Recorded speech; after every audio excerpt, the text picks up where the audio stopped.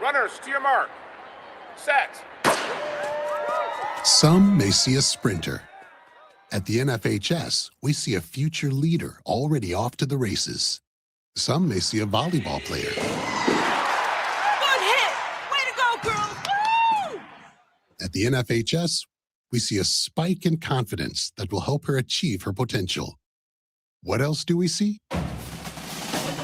Musicians learning to march to their own beat. We're the NFHS, the national leader and advocate for high school athletics and activities in America, helping today's teenagers develop the skills they need to become tomorrow's leaders. And we see it happening in communities across Wisconsin every single day. Learn more about the NFHS commitment to youth at nfhs.org. This message presented by the NFHS, the National Federation of State High School Associations. We are Fox Sports! I'm Doug Russell. The calendar has turned to June. Hopefully that won't cool off the hottest team and the hottest pitcher in all of baseball. Offensively, Sunday, the Brewers didn't have much, but they did have this. Fly ball left field. Back at the wall and gone for Bowers. 2-0 Brewers on Bowers' 9th of the year. Jeff Levering on Brewers TV with the call. That was all they needed because Miz was unhittable again. Jacob Misiorowski, 7 innings of 3-hit shutout ball, struck out 8, didn't walk anybody.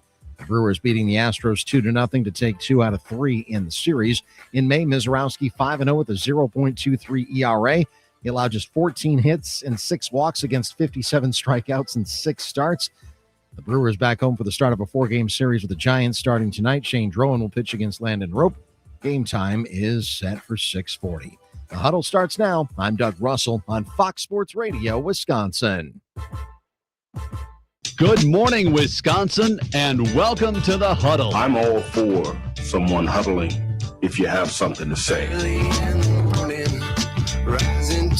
It's time to wake up and talk about the teams you love. Everybody wake up! Everybody wake With the guys you love. It's just about getting the group together. I need you, you need me today. Let's keep touching each other. Let's make sure we feel each other. Let's make sure we smell each other's breath. Watch us on YouTube, Facebook, and X. You need 15 or 20 huddles to correlate with the number of cameras. Take the cameras off the field, then there'll be no huddles. Now gather around because it's time to huddle up. West left slot, 323 wide stick on 1. Ready, Biller for blitz. If it looks like man coverage, I'll check. I'll go 200 yes. You got to cut and crack. Now cut and crack. Red, right, 18 Bob on 1. Ready, cut him and crack. If you look at this play, what we're trying to get is a seal here and a seal here and try to run this play in the alley. We got exactly what we got to do. All right? That's all we got more down to. Let's go out and kick the tape. All right? 1, 2, 3. Keep doing what you're doing. Sit our guys after and make the play. Be right, all the way outside. Wide, left, fake, 396 bag, B hand, C puck. Is that long enough for you? I want you to be proud of your profession. It's a great profession. Go out there and play this ball game like I know you can play it. With Drew Olson, Mythical, legendary figure. Bill Schmid, Oh, my God. This man's been out all night. and Armen Sarian. Zip. Don't get scared now. Sanchez, we ready? Fox Sports Radio Wisconsin is on the air. We teased it last week. Today it becomes reality. We are officially on to June in the Huddle. Welcome to the June 1st edition of your favorite little scrappy morning program. And I did say scrappy, people. Drew, Billy, and Armen bringing it to you from headquarters, 920 Milwaukee, 1070 Madison, everywhere on the iHeart app, streaming live, Facebook, X, and YouTube for you insomniacs, early risers, and sociopaths. We are here for you on this beloved Monday in the good land. It's a full week this week after Memorial Day last week. It's going to seem a little bit tougher. And, you know, bills are due. It's the 1st. It strikes me driving into it, I'm thinking, all right, we're on to June. How are those New Year's resolutions treating you? Yeah, this is the gut. This is the gut check. Yep. Yeah, gut check moment. A halfway point. This would be one of those times where to realize I have not become any more handy around the house. I have not done anything that is of the fixer-upper, Chip and Joanna style, where they be sending me down to Magnolia, Texas. I ain't doing any of that stuff yet, Drew. So mine would be a big failure. However, scrappy, plucky. The lunch pail show that does all the little things that you didn't realize that you couldn't live without. That's right. The Huddle that will grind through the 5-day work week. You're right. Like So many of these online prognosticators and TikTokers that have been talking about the 4-day work week now, I feel like, for the last 5 or 6 years. Oh, yeah. You have one last week, and now you stare down the barrel of 5 this week. I think a lot of folks on the NicolaLaw.com talking text line could get down with that 4-day week. Life would be amazing. Mm-hmm. Of course, probably wouldn't apply to us. We'd still be here all 5. We'd still be here. You got to entertain. You got to have some more fun. But yeah, I understand what the thought process is with those. I've always wondered that, if that 4-day work week ever were to come to fruition, which it wouldn't, I don't think. But if it ever did, I wouldn't say never. Maybe not never. Good point. I don't think that I would say never. Yeah, I think then I asked myself, how would that affect the traditional media cycle? However, by that time, there will be no traditional media cycle, right? Those are the things that I ponder in my brain as I've started my my walking season. But I would say I agree, Billy. I haven't done any minor year's resolutions either. But the genius, in my opinion, was that I didn't start any. I think that's the whole key. You can't fail if you don't start. So that's what I've tried to do. But on to June, where's the time gone? The months are flying by. May just flew by. Now we're on to summer, basically. We're calling it summer because it's June 1st. A little bit of a chilly weekend this weekend. Could have used another 10 degrees. Well, especially where I live on the lake. Oh, my goodness. Oh, yeah. It was definitely giant refrigerator there. Yeah, for sure. Huge. It was crazy. I mean, even driving a couple miles west, I could feel the difference. Mm-hmm. Oh, yeah. But that sun was nice. It was nice to be able to get outside and actually do some stuff and not be dripping with a towel for the majority of the time. So it rolls into June. It rolls into finals time. We have the matchups down. That was an incredible display on Saturday night. And then, the Miz just keeps on keeping on, and we get one of the better deciding votes. One of my favorite things that I never realized that we couldn't live without was who is going to win the May pitcher of the month. The hot topic online yesterday. Does not matter, but sure is fun when you got two guys dealing like Sanchez and Miz. Sanchez and Miz are doing stuff that nobody's ever seen. That's disgusting when you look at that comparison that they put up in the different graphics you'll see over the next couple of days. Misiorowski's May is going to go down as one of the best pitched months in baseball history. Ever. Yeah. I mean, 0.23 ERA in 6 starts. Well, it's hard to be much better. But it's funny because Sanchez, I feel like, was kind of flying under the radar. Maybe not everywhere because he pitches in a big market, but at least around here, people were talking about Skeens nationally, and then Skeens had a couple of outings where he gave up runs, which is all it takes now. But yeah, Sanchez has been every bit as incredible. But yes, Miz obviously has shown us something special here throughout his whole career, but obviously this month as he's flown through. Sanchez 4-0, 39 innings, 25 hits, no runs, 3 walks, 45 strikeouts. How about that? 3 walks, 45 strikeouts, and 45 Ks. Yeah, ERA of 0.00. Okay, so that's it. I mean, and Miz was 5-0, 38 and a third inning, so 2/3 innings left, 14 hits. That's significant to have 11 fewer hits. 1 run, 6 walks, 57 strikeouts, a 0.23 ERA. They're both spectacular months like that. You don't see very often. Imagine that being the threshold to win the award. I mean, Miz gave up a run, or like you had, and Sanchez gave up 0. So I guess he'll win. Like, imagine this would be the go down as the best pitch month ever when he doesn't win the award, which he might not because Sanchez's ERA was just obviously perfect.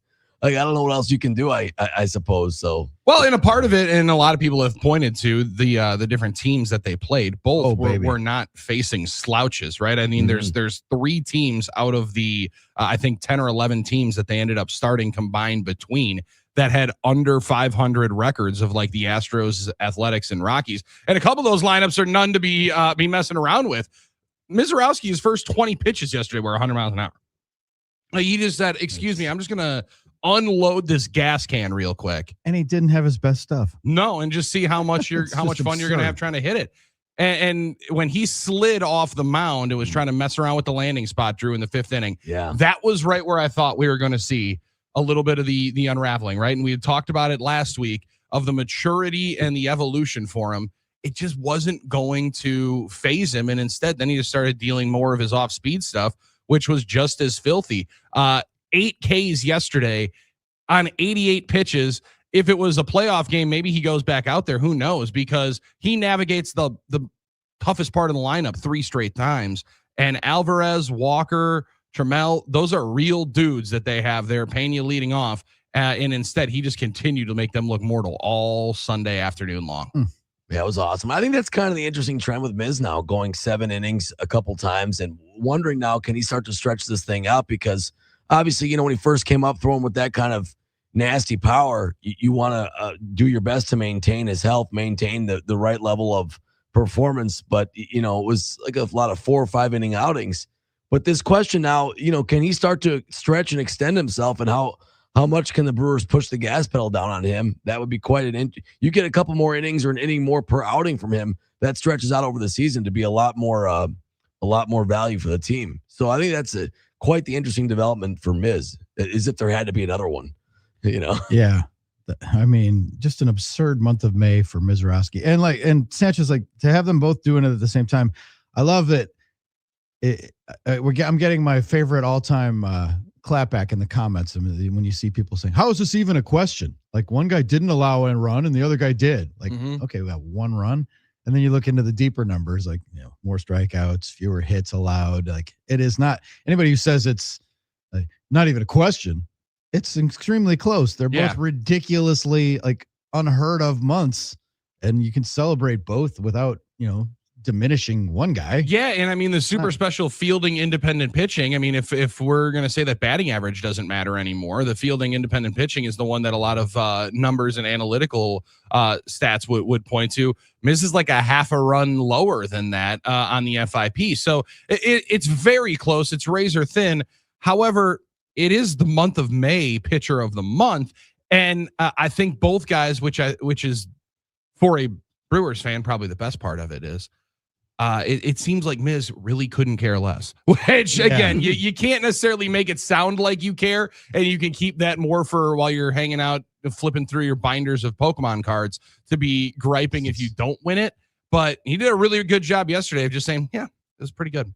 In 125 years, basically, of Major League Baseball, there have been 20 instances of a pitcher throwing 30 innings in a calendar month and allowing 1 or 0 earned runs. It happened so 20 times. Sanchez and Misiorowski did it in the same month of the same year. In 125 years? Yeah, so it's happened 20 times, and now it's happened in the same month of the same year, which is freakish. So, and does that say more, Drew, to you about those two individuals, or about the state of the game right now? Because I feel like it's more of... You can pull back a little bit to the state of the game, because offense is just down, because pitching's never been better across the board than it is right now. It's never been harder. Yeah, the old adage, it's the hardest thing to do in sports is hit a baseball. Well, it's never been harder than it is right now. And these, that's what you're seeing is run production is down, pitching strikeouts are up. It's crazy. And for these two dudes to also avoid the walks, which are up at a pretty historic rate this year with the innovation of ABS, I think that's also one of the more jarring numbers. Those two dudes combined for almost 80 innings of work and walked 9 guys. For two dudes that now Sanchez, I can't say that I know a ton about his career. I probably should know more about his exploits if he's dropping 39 innings of shutout baseball. But with Miz having control issues as his number one question coming up, throwing that hard, it's understandable that you would have some more lapses in control.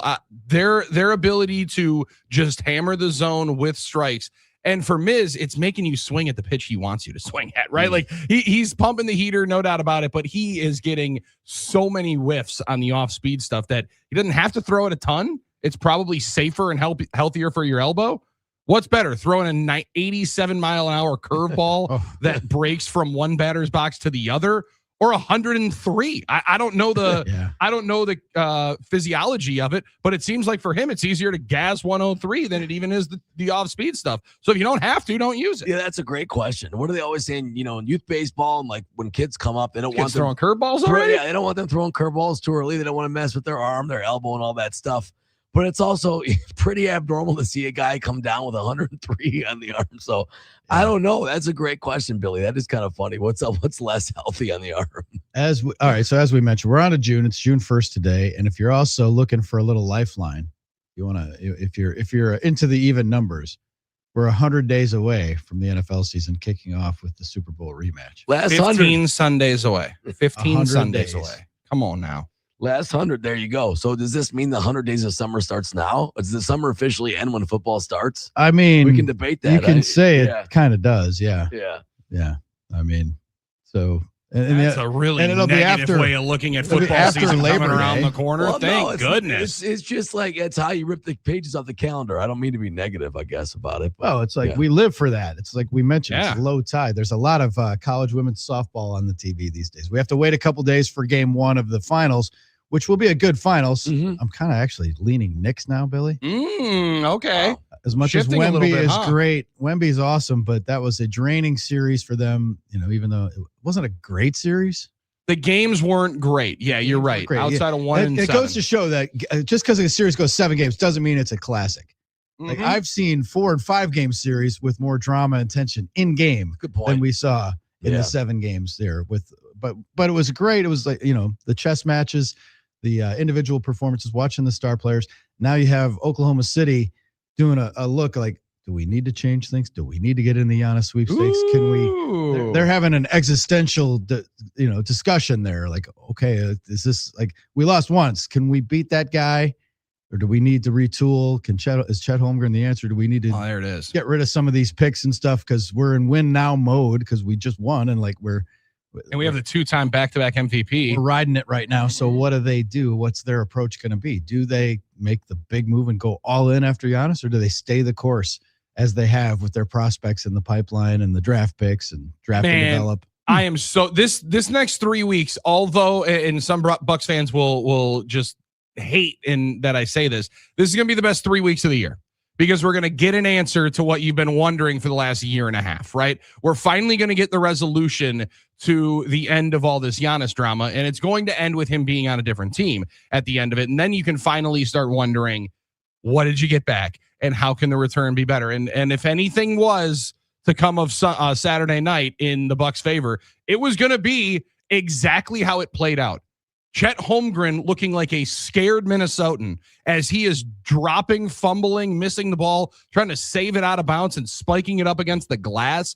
He had 4 points and 4 rebounds. And for a number 2 finisher and defensive player of the year and a 3rd-team All-NBA guy, he looked as mortal as you possibly could be after Wemby just stuffed that one in the first quarter right on his head, on his back, on his neck. I mean, it was ruthless how he took his soul with that dunk, and he was never the same. He had nothing else to be able to defend it. And at that point, you start thinking around, keeping your eyes wandering, saying, are they going to have to get into the Giannis sweepstakes? Because as much as prospects and draft picks are a beautiful thing to hold on to and know that you have, and whenever it comes around in the middle of June, you are still a finals contestant and a guy that can swing it big in the NBA draft and continue to draft and develop. All history would say Sam Presti wants nothing to do with a Giannis trade.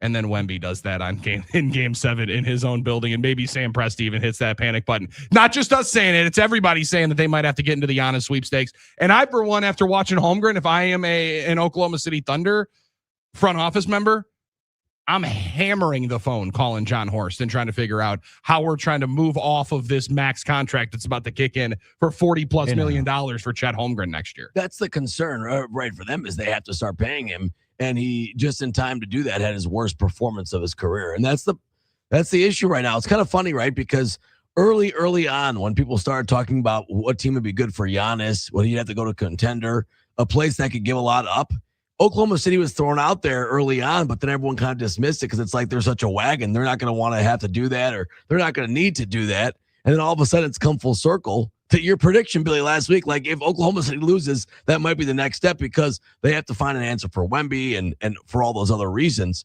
And it's easy to say, we don't need to do these things when you're Sam Presti. We have a good system. We're going to stay the course until you get punched in the mouth, you lose your back-to-back bid, you start to panic and think, is our window going to close if I don't do something quick? And so, that would be the flip side of it. I think the problem is I don't think anybody wants Chet anymore. And I don't know what kind of trade value that is with his contract. So who knows? I mean, they didn't have Jalen Williams, obviously, but it is something now that you have to think about is if there is a group of teams in the mix, it's always been what you were saying. It's like, who's most desperate? Maybe they're going to become that, because it's going to be a little bit of, all right, if we want to try and win another championship and not be a one and done like the last, 7, 8, I can't think how many now, we better make a big move, and maybe that would be it. So. Yeah, no one's repeated since the 17 and 18 title years for the Warriors, and it's going to tick into a decade here, Drew.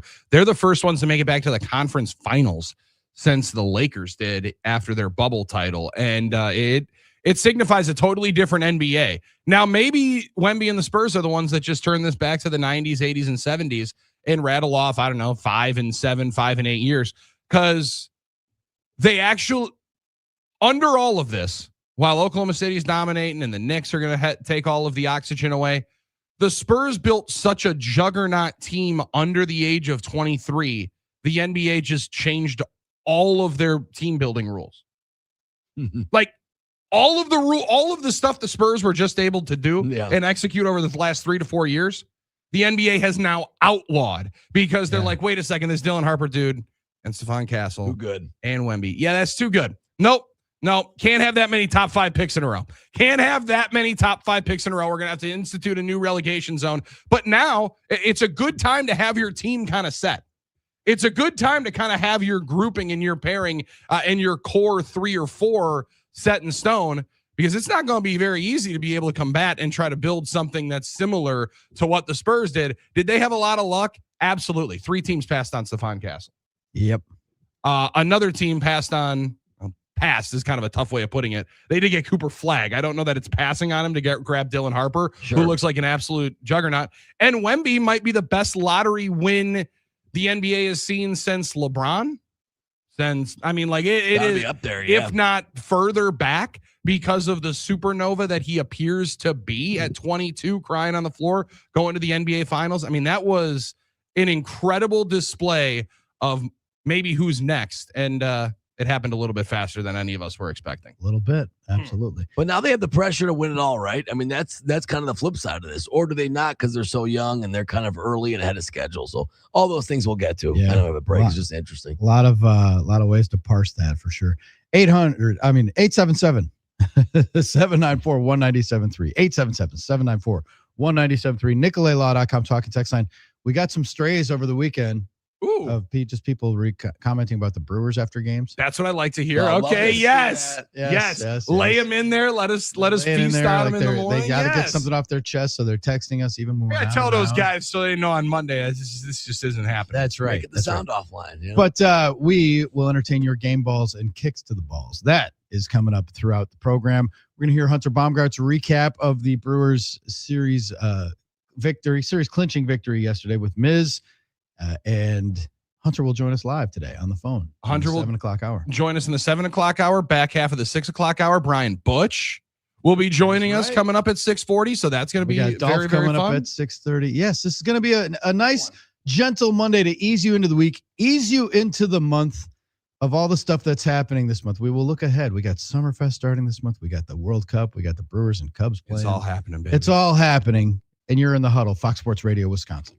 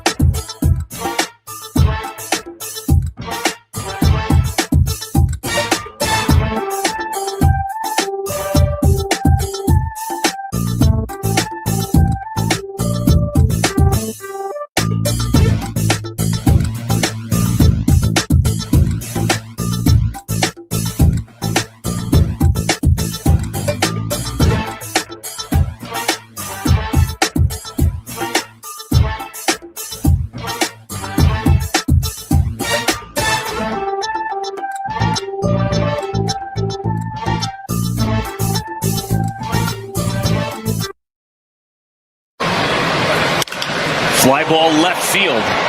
Back at the wall and gone for Bowers. 2-0 Brewers on Bowers' 9th of the year. Brewers TV bringing us back. That's all it took. Rake Bowers with the homer. Miz on the mound. Brewers win, take a series again. After a step back Saturday. Chopping wood, baby. But they just continue to just roll. A great month of May for the Brewers. It's pretty alarming when you look at alarming might be a little bit strong. However, how pedestrian their offense can look at times. It's just very, very painful, especially the runners in scoring position this series. But Jake Bowers last year hit, let me make sure I have this right, 7 homers all of last year. He's got 9 so far this year. And I mean, it maybe isn't as staggering when you think of his at-bats are pretty close to all of what he did a year ago. And he's played himself, Drew, into a spot where, like, I don't know how you can't have him in the lineup. That's true. Every single day, because he's been one of their most consistent offensive performers. And we keep talking about carrying it in from what he did in spring training, but he also was finally able to put together what he did in the postseason into spring training into this year. All guys start clicking at certain times, and they're finding a lot of positional versatility to make sure that Bowers continues to stay in the lineup with that sweet new shaved head, as Jeff Levering said yesterday. Little Mr. and Mrs. Smith, Brad Pitt look for Jake Bowers. Looks clean, looks good, looks ready for something. I didn't even recognize him. Shaved head, left field. I'm like, who is this guy? But the same stroke at the plate he's giving you all year. You're right, Billy. With 8 more at-bats, he's going to match last year's total for the entire season. And now at 30 years old, he's having his, we talk about peak years for guys and the kind of the course, the sine wave of a career. This is it for him. I mean, this has been his peak year of his major league career. It's been his best year. It's generational for him. And hopefully it continues, because his presence in the Brewers lineup has been invaluable, I would say, because of some of the inconsistencies we've had and injuries up and down. It was good to see Churio get back in the home run Schneid again this weekend. But Jake Bowers has been so necessary for this team, and you're right, you can't really take him out of the lineup right now. And Billy, for the guy we always joked about when he was about to get called, sent back down, would save his major league spot just in time with a big run. He's kind of setting himself up for maybe something to go ahead in the future here, to stay on a team or to be on a team, to get a contract, because he's had a really nice year this year, and hopefully it continues for the Brewers. Brewers have 40 home runs as a team. He's got 9 of them. How about that? Brewers are 30th in homers. Yeah, and it's kind of by a decent margin, isn't it? Yeah. Like they've occupied that cellar of home runs pretty cleanly. But again, they're 34 and 21, I guess. Yeah. If you guys would just hit some more home runs, I don't know, maybe you'd be in first place. Yeah, maybe they'd be in first place. So they went from worst to first. They went from last to first in the month of May. That 19 and 7 in May. That's about as good as it's going to get. You have put a couple of those on your ledger. I think they were a game under in April. So they had a losing month already, which is rare for the Brewers because they're pretty consistent. But, man, to be where they're at, all things considered, and to watch, the Cubs and Cardinals were on Sunday Night Baseball. It's like, who are you cheering for? Just extra innings of gruesomeness, both teams making errors, giving up hits, runs, playing sloppy. Cardinals won that one. So that was a lot of it. And then, on Saturday night, too, PCA had his coming out party and finally broke the curse of the young lady behind at Sox Park. My man went 4 or 5, and he hit an absolute moonshot into the tarps off section right after they were chanting overrated, apparently, at him. So that had to be pretty satisfying for PCA. But then you would think you ride that mojo right into a drumming on Sunday Night Baseball. Not so much. And instead of just the distance that the Brewers are creating, they're creating against everybody, because the Reds, they had a tough injury yesterday. De La Cruz pulled up, lame going up around first base. So that's a difficult one for them. Pirates have looked a little bit more mortal even after Brian Reynolds' walk-off this weekend. And the Cubs and Cardinals get to beat up on each other, and you just get to enjoy and, I don't know, maybe cheer for the ABS system. Yeah, there you go. Cheering for the umpires doesn't feel like it used to at some point. No, it doesn't. Yeah. Pirates are the ones. They did get a sweep over the weekend, I believe. They took the W out of the Twins. If you guys saw that on social media. I don't know. That was kind of funny. That was all right. Lost 5 in a row. Yeah. So that's happening. But the Brewers last year on June 1st were 32 and 28. So it is kind of interesting. If you talk about pace, how ahead of the pace they are from last year. And obviously we know what happened last year, but You always talk about that 30-4 run they had last year, Drew, and how that stuff just doesn't happen and it won't happen again. Don't expect it. You're right. 19-7 is pretty good and as good as you can expect for that type of run. Guys, I was kind of surprised. I sent this to Billy. I was walking around Marquette campus a little bit this weekend because, as you guys know, I was there for the reunion a little bit, and they had those ads on the sidewalk, painted on the sidewalk for Sunday Night Baseball. It was super random, I thought. I don't know, but I guess they're really trying to pimp NBC's Sunday Night Baseball and everything like that. So, well, and Marquette's hometown baseball team, the Chicago Cubs. I think that honestly might be part of it. It's like rivalry in the Central. I'm like, why is this here and why is this on? Now it was just so tapped in for quote a little of the festivities. What a bit? What did you miss? Was there anything that you missed, or were you there for most of the alumni soiree? I missed registration. I kind of hung out around town, and then there was a little event for us Friday night with a lot of our friends, and then I guess Saturday, they had all these registered events, of which I saw some bottles of Patron getting crushed over there. Okay, but you knew that wasn't real, right? I was waiting for you to call me out on that, Billy. Those were filled with water. That's how they serve the water at this restaurant. So that's what I'm talking about. That's when you know you're at a good spot. I was trying to look cool, but I don't know if it worked. But but. Did you drink any tequila? Oh, I had a couple drinks. It was nice. Okay, I had a couple At least we had a little bit of that. Tequila drinks. Yeah, couple of drinks. What do you mean? Marks. No, margaritas, Oh, yeah. Did the margarita thing and then a little Modelo to finish it off, But I didn't register for all the events. And I suppose you're supposed to register and actually pay the registration and be there. I just kind of hung around and we found my friends, and then that's what we did. So it was a good time. You weren't paying the $40 to go to the registration to go to all the actual events? Missed me with that. Although they had a lot of nice stuff at the spirit shop, let me tell you. But the prices these days are a little high for your boy Armen. So I'm gonna have to wait for those sales not to come by. $3.99. That makes sense. That makes sense. Armen. But that was interesting. I was around town a bit. Did see those little markers on the sidewalk for advertising Sunday Night Baseball, which was kind of odd. But overall, it clearly worked. It worked. Stuck with you. Yeah, I guess so. I remembered it. I thought about it, and there you go. I didn't watch that. I didn't watch that game though because of it. That would have been the next step. I watched guess. About an inning, saw that the Cardinals were comfortably ahead, and went to bed knowing that the Brewers would be ahead of both teams in the standings this morning. Yeah, by a nice, comfortable margin. Yeah. I saw the Zach Brown Band intro song to Sunday Night Baseball. Now, granted, it is May 31st. Maybe I should have seen more Sunday Night Baseball to start here with American Family Field in the background. Did anybody know that was happening? Oh yeah. I was all of a sudden I'm like, wait a second, a second. This is at Busch Stadium. What are we doing? Zach Brown's hanging out here in the middle of. I came in the winter and filmed Field? that. Yeah, there was talk about how they slipped into town. You missed that story. You must have been on vacation or something. I didn't. Yeah, or just completely oblivious. No, but I heard it's a banger of a song. It's pretty good. Or no? Yeah, I don't know that I'd say one of his. You could best find work. it, Armen. Yeah, you could find it. It's not terrible. It was just it caught me off guard. I'm completely honest with you. I don't know that I heard many of the words. I'm looking and again, a month and a half into the baseball season, realizing that this is the new intro to Sunday Night Baseball. Maybe I should have been watching more of it because everybody's watching Sunday Night Baseball. And then sweet, there's AmFam in the midst of the central battle and the showdown, as you mentioned.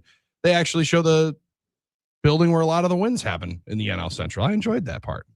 Yeah, it was filmed. They slipped into town. Like there was like a casting call. You want to be an extra in this thing? Oh, nice. Okay. Yeah. So Zach Brown Band came to American Family Field because they're able to do that with the roof and stuff. Sure. They did it. That's nice that NBC at least did know that the Brewers are in Major League Baseball.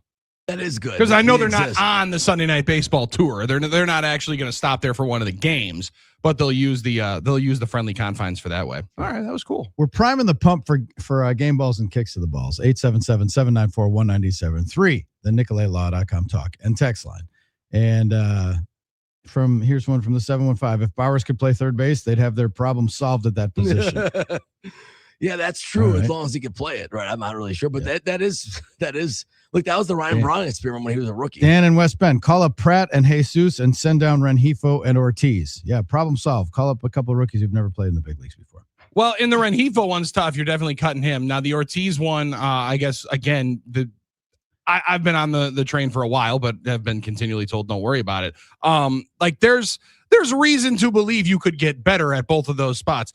I don't know that swapping out a guy that's never played in AAA before to come up and play in the major leagues is quite yet But man, that drum is going to continue beating for Made if he keeps raking like he is in the minors. Keep moving that dude up. Steve on the talking text line. Do we bench Yelly and have Bowers and Vaughn flip-flop DH? Yeah, benching Yelich is not a strategy I think the Brewers will pursue. No, but yesterday I thought at least it showcased that they think Bowers is a better left fielder than Yelich is at this point. Right, like playing Bowers into the outfield and keeping Yelich into the DH role, as long as their bats are all in the lineup, right? And you can now find ways for all of them to be. You hope it doesn't mean that you have to keep Jackson Chourio out of the lineup. Like, again, I would try and do everything you can to keep all of your best bats in the lineup, and understanding that it's probably not going to happen. But I thought that was the more interesting part of yesterday's lineup, when Bowers is playing out in left field in one of the smallest left fields that you're going to have, albeit not maybe the easiest to navigate out there with the Crawford boxes. I thought that was pretty telling as to where they feel like Yelich's defense is, and also where it might be hindering him going forward on the offensive side and trying to keep him healthy. Yeah, that's a good point, especially the health part, because he's been vocal in the past about how he likes playing out on the outfield every day. And sometimes some of the numbers indicated in his past that he was better batting if he was on the outfield, but I don't think that health-wise, Billy, I think, is to that point. So I think he'll have to figure it out as a DH. Look, I mean, to have more options than not is always a good problem to have. I noticed no one said Hamilton's name after that big home run. He's got the power now. He's putting homers out over the fence. That was interesting. That was nice to see. But Mike Witt says we need another bat in the lineup for sure. Yeah, we're getting to let's go get a bat season. You're going to hear that a lot from fans as we get closer to the trade deadline. Brewers contending once again. Well, that is the question, though. What do you need? Do you need? And you definitely don't need pitching. Pitching's there. I mean, you could always use bullpen. Yeah, I think that's definitely something. A bullpen arm. Yeah. And then you look at it. Logic tells you that where the hole is, the left, at least offensively, the left side of the infield. Troy Casper on the YouTube stream put Bowers in right and bench Sal. We don't hear that a lot. Don't hear that Sal, a lot. Yeah, he's really scuffling. Mm-hmm. Well, some of us talk about it, but yeah, he is scuffling. You ask yourself, okay, well, is history our guide? Will he regress to the mean? Will he figure it out? But then with the young players, you wonder, what is the mean? I mean, do they have enough sample size? Yeah, that's the battle, the internal battle you have. That's the problem. Game balls and kicks to the balls coming up. When we return, we're going to hear Hunter Baumgart's recap of the series clinching victory by the Brewers, 2-0 shutout yesterday. They're right back home for a quick one and then on the road. So 4 games against the Giants, who are not great. They will be in town beginning tonight. No, but Willie Adames has found his bat. Goodness gracious. 5 bombs in the month of May. Salami last night, right? Dude, and every single member of that Giants offense had themselves a day yesterday because everyone got a hit. They put up 19 runs. Biggest offensive onslaught of the season in the MLB. Let's leave all of those runs in Colorado. Let's see what they do against the Brewers pitching. We'll see what the Brewers have in store. But the Giants are in town for 4, and then the Brewers get right back out on the road. Game balls and kicks the balls just around the corner. Hunter Baumgardt and his recap brought to us by Import Minded. That is coming up next. We got Butchie coming up in the 6 o'clock hour. Can't wait. And Dolph here for halftime as well. We're off and roll. We've broken the seal. We are ready to dominate a Monday in the good land. It's the Huddle, Fox Sports Radio, Wisconsin.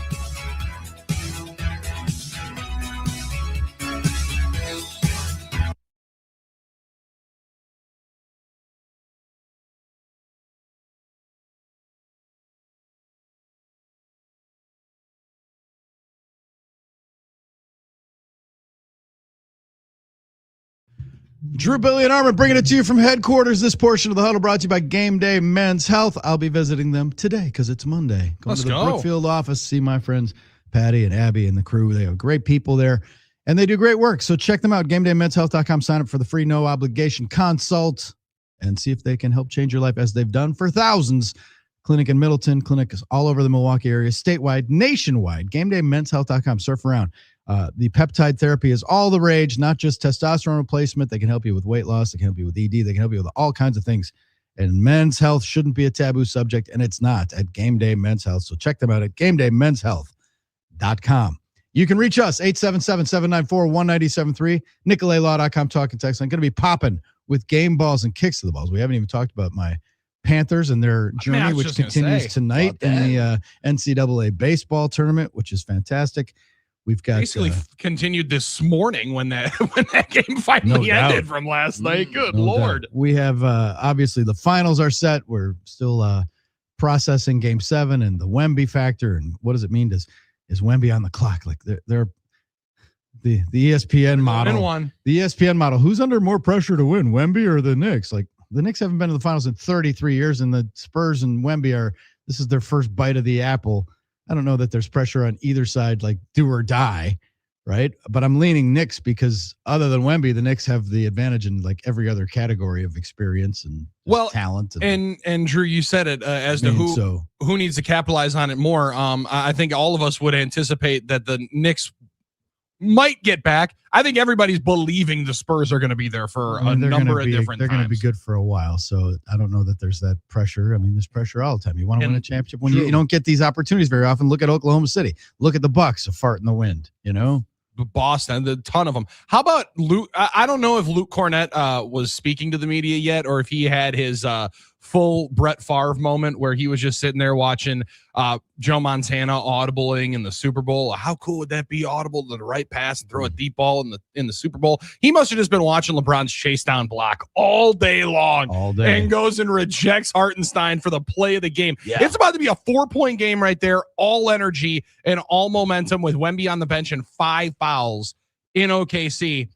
And instead, Hartenstein does the one thing, Drew, that the big men are always supposed to do. You get that ball. What's the first thing coach yells at you? Get it to a guard. Find a guard, right? Get it to a guard. And Jason Wallace is running right out in front of him saying, hey, excuse me, I'm ready for it. No, I'm going to take this slice. Yeah, he had a pretty good game going, so he thought, this is my time. This is my moment. It was supposed to be my turn. I'm LeBron. I'm MJ. I'm the Magic. I'm the one. I'm going to take it all the way and Cornette, as sports as in life. The Cornette contest. That's good. I love that.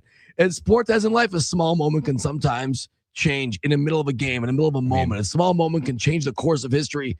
That might have been it. I mean, that changed momentum, like you said, Billy. That could have been a 4-point game the entire rest of the game. And Cornette knew, and that bench knew. When he made that play, that was his magnum opus. That was his big moment. Well, he came back with that hero's welcome. Yeah. What a feeling that's got. Do you think it was a similar hero's welcome to when he contested Magic City night?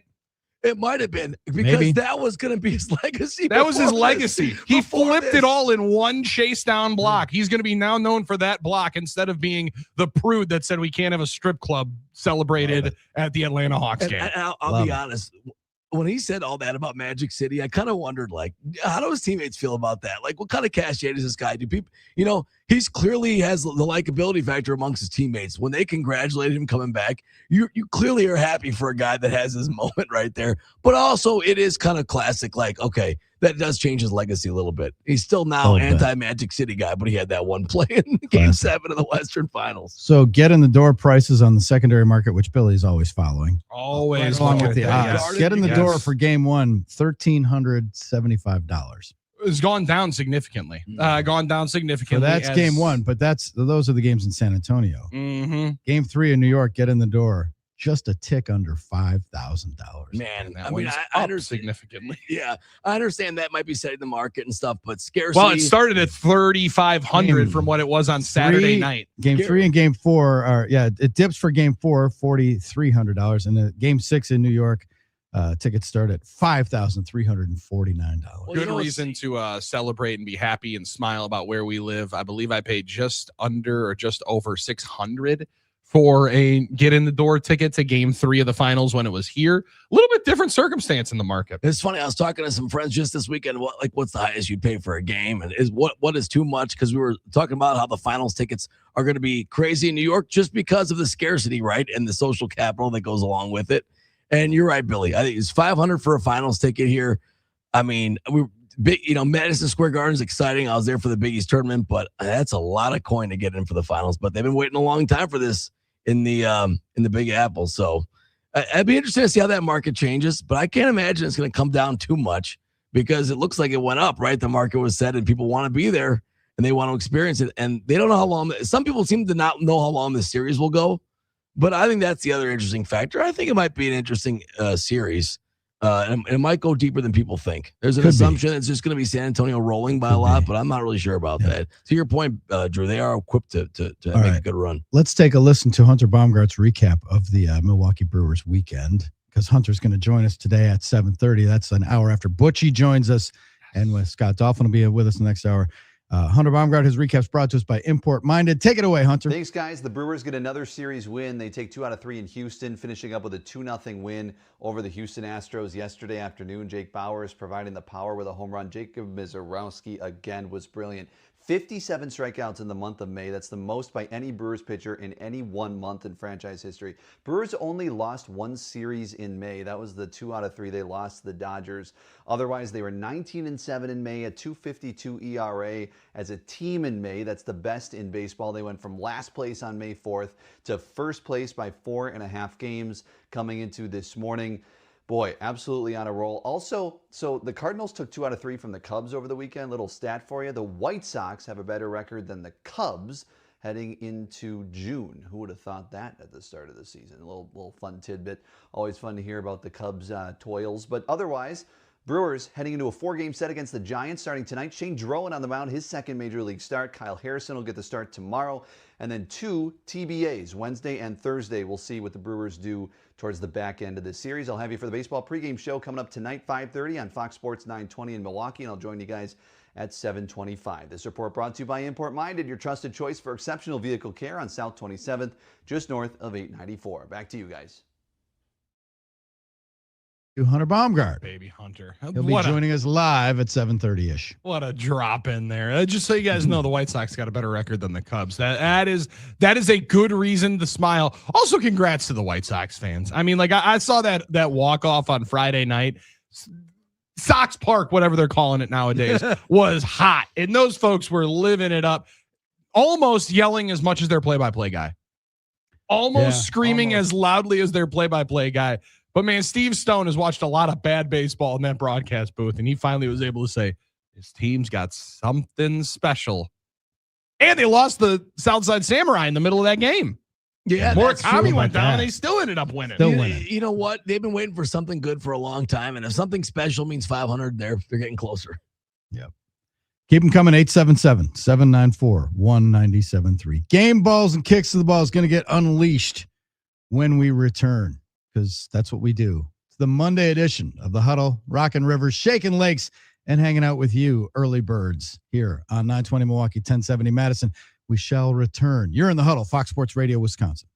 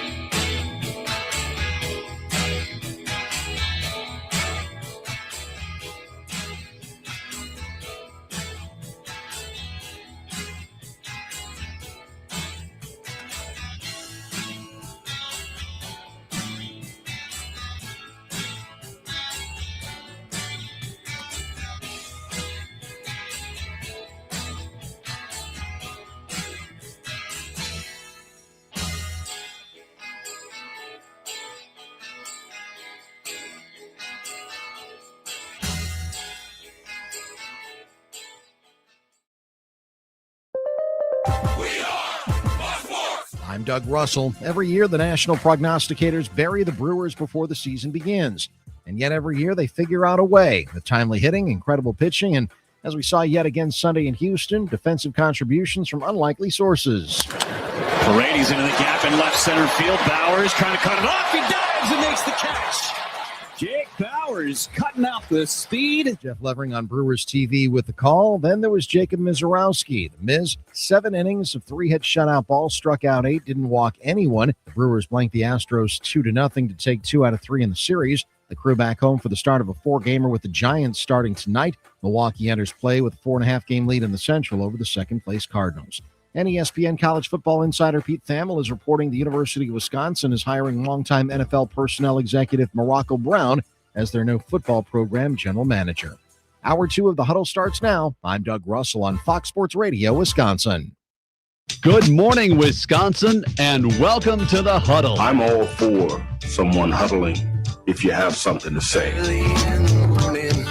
It's time to wake up and talk about the teams you love. Everybody wake up! Everybody wake with the guys you love. It's just about getting the group together. I need you, you need me today. Let's keep touching each other. Let's make sure we feel each other. Let's make sure we smell each other's breath. Watch us on YouTube, Facebook, and X. You need 15 or 20 huddles to correlate with a number of cameras. Take the cameras off the field and there'll be no huddles. Now gather around because it's time to huddle up. West left slot, 323 wide stick on 1. Ready, Biller for blitz. If it looks like man coverage, I'll check. I'll go 200 get. You got to cut and crack. Now cut and crack. Red, right, 18 Bob on 1. Ready, cut him and crack. If you look at this play, what we're trying to get is a seal here and a seal here and try to run this play in the alley. We got exactly what we got to do. All right? That's all we're going to y'all do. Let's go out and kick some tape. All right? 1, 2, 3. Keep doing what you're doing. Get those 10 out guys after you and make the play. Be right, all the way outside. Wide, left, fake, 396 bag, D hand, C puck. Is that long enough for you? I want you to be proud of your profession. It's a great profession. Go out there and play this ball game like I know you can play it. With Drew Olson, Mythical, legendary figure. Bill Schmid, Oh my God, this man's been out all night. and Armen Sarian. This is it. Don't get scared now. Sanchez, we ready? Fox Sports Radio Wisconsin is on the air. It's a Monday in the good land. First day of the week, first day of the month. Welcome to June. Welcome to the Huddle. Drew, Billy, and Armen bringing it to you from headquarters, 920 Milwaukee, 1070 Madison, everywhere on that iHeart app. And we're streaming live for you, insomniacs, early risers, and sociopaths that are up and rolling at 6 a.m. We come in here and we get here before 5 to get the show started. The sun's just starting to break through. Which is a cool sight, man. It is a cool sight. I am getting appreciation. I didn't know this many people were up this early before I started patrolling these hours. When I first griped about it, my dad looked me square in the eye and goes, Billy, it's not like I did it for 40 years while you were going to school. I'm like, holy cow. Hello. All right, let's drop that hammer down real quick, Big Bill. The genes. Yeah. And the genes that so you're thrust into this. Like, I'm quickly becoming the progressive commercial, right? The Becoming your parents. slower you becoming your parents, because we used to just mock my dad mercilessly for falling asleep on the couch at about 8:30 at night while we're watching anything and everything. And yeah, now that's me sitting there snoring right there into the recliner. And funny. Life comes at you very, very quick. It's amazing how you slowly morph into your parents in some ways. That's just part of life, and we've all been there. And I'm sure I am. But that one, I'm very happy to do. Yeah, like very that one, proud to. I was actually looking forward to, just like I've looked forward to for a long time, becoming a bitter old man. Right, like at some point during my life, I want to be get off my lawn guy because that does look like a fun place to frequent. Being this falling asleep on the couch, watching Desperate Housewives, I did want to be that guy, and luckily enough, I am now finally. I want to be the guy one day that could, get the paper every day. Like I was always excired to get old enough to get the paper every day. That's not going to happen anymore. I'm so mad. You can get marks; they still send it here. Yeah, well, I think I should. I'm always nervous to grab it. Still sitting out there every day. To be honest with you, I'm always nervous to grab it, but maybe I should at this point. I mean, who's going to miss it, right? Who's going to miss it? Why not? Maybe. Yep. Mark comes in. Yeah, that's what I'm saying. Paper's not sitting there. That's what I'm saying. I don't know if I need that energy. That'd be awesome. Well, when you're faced with anniversaries like I was this weekend, those reality punches you in the face a little bit, and you're like, all right, what's next? And then you're like, I wanted to be newspaper guy. That's not going to happen. I'm like, maybe I can get together with my buddies for coffee on Sunday morning guy. One of those at Denny's. That's the next goal. So Armen's only going to the free coffee though. Well, you better be given the senior coffee, and that thing better be free. Laura's like, you're not going until you're eligible for the senior discount. Don't lie. Yeah, I'm like, wow. Right. Yeah. I'm glad Laura sees it our way too. I'm glad Laura's on our team too. I knew I liked her. She gets it.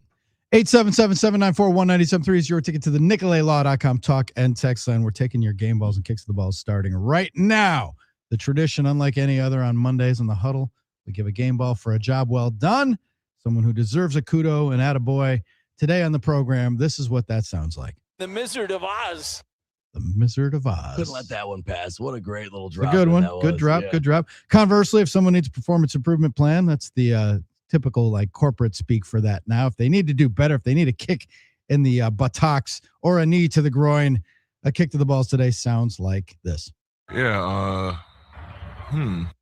That was SGA's answer when they asked how could he help Chet get more involved. Man, that was after Game 5, and right, he's still hemming and hawing because he's still trying to figure out how on earth they can get Chet involved offensively. So I saved that one, and secretly deep down I said, I hope this kind of doesn't go their way so I can use that audio Monday for kicks to the balls.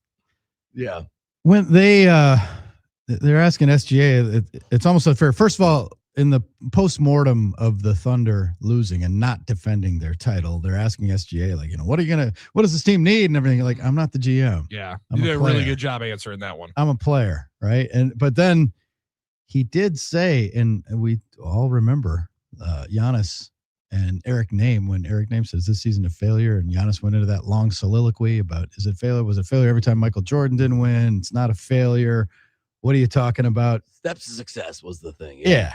It's like, but SGA said it was a failure that they didn't win. Yeah, we were supposed to win. We didn't win. It was didn't a failure. win. Failure. I thought it was interesting when I heard that. I said, I wonder if that, if people think about that Giannis thing now when they're answering that question, because Giannis got a lot of, flack back from that a little bit. So maybe guys are ready to say, no, it was a failure.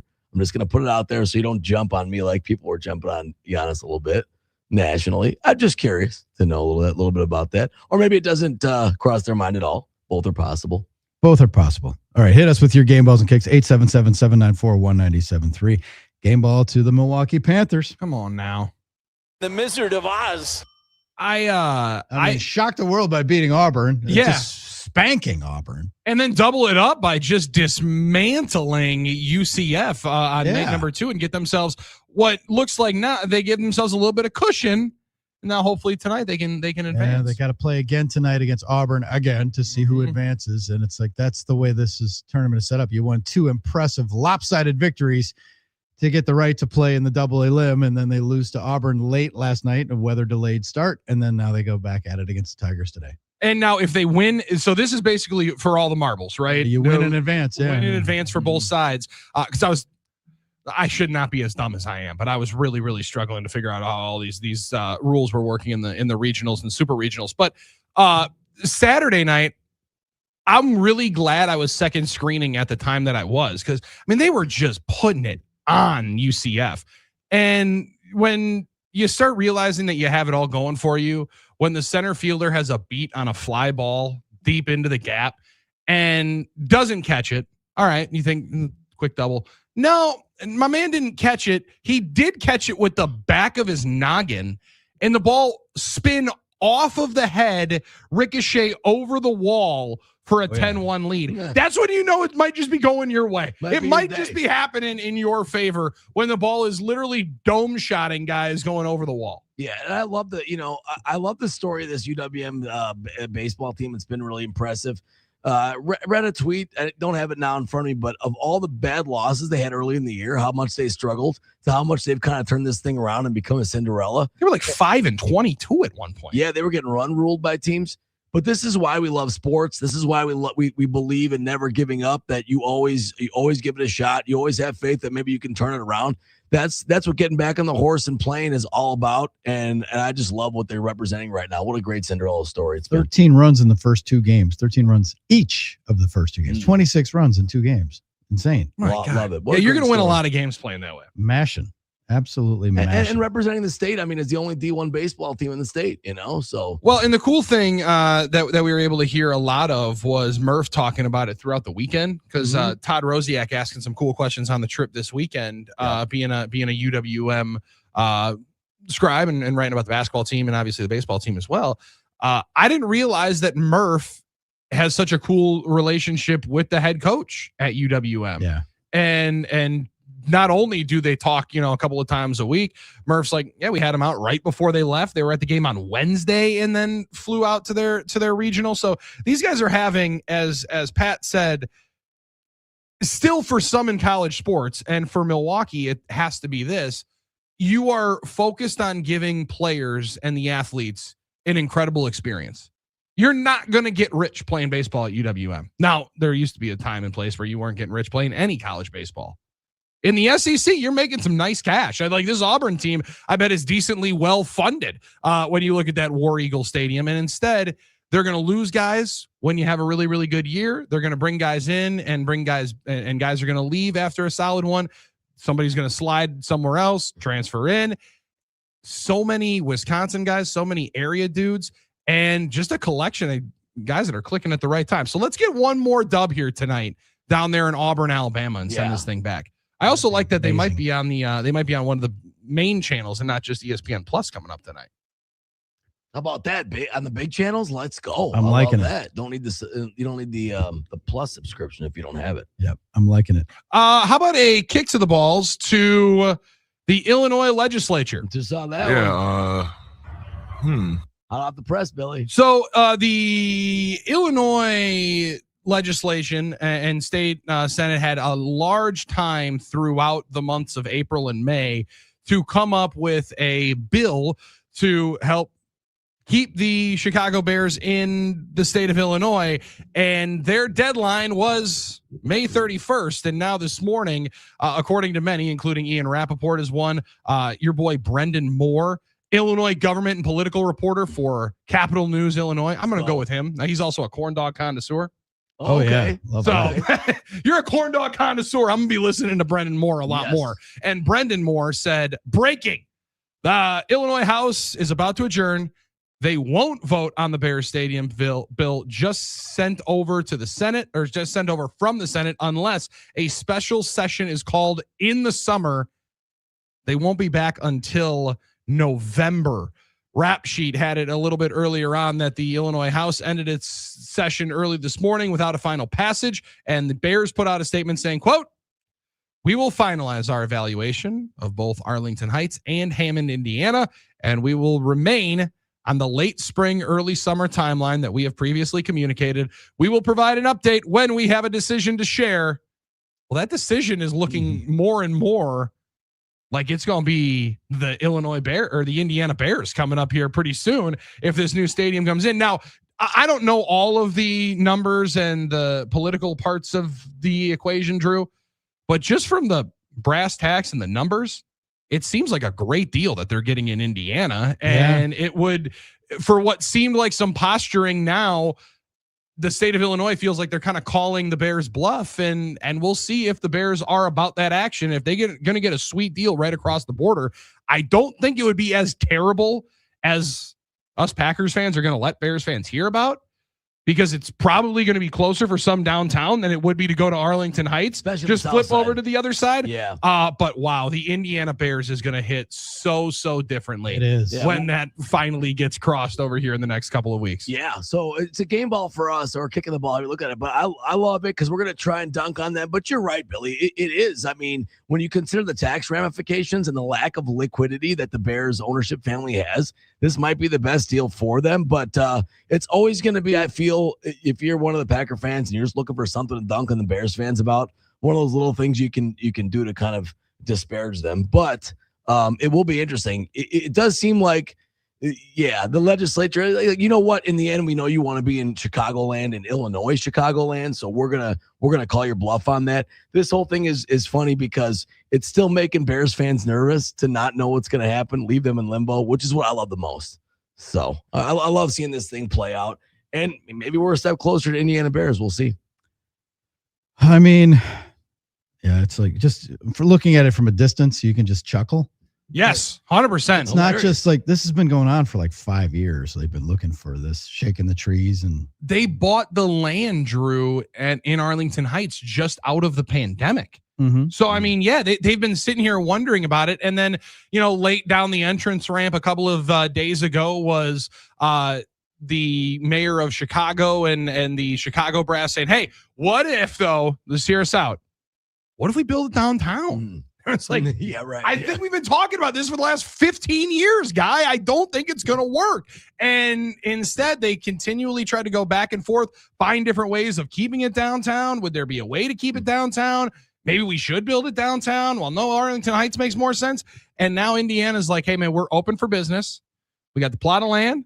You already got it surveyed by the NFL. We got a sweetheart package as to how this is all going to get paid off.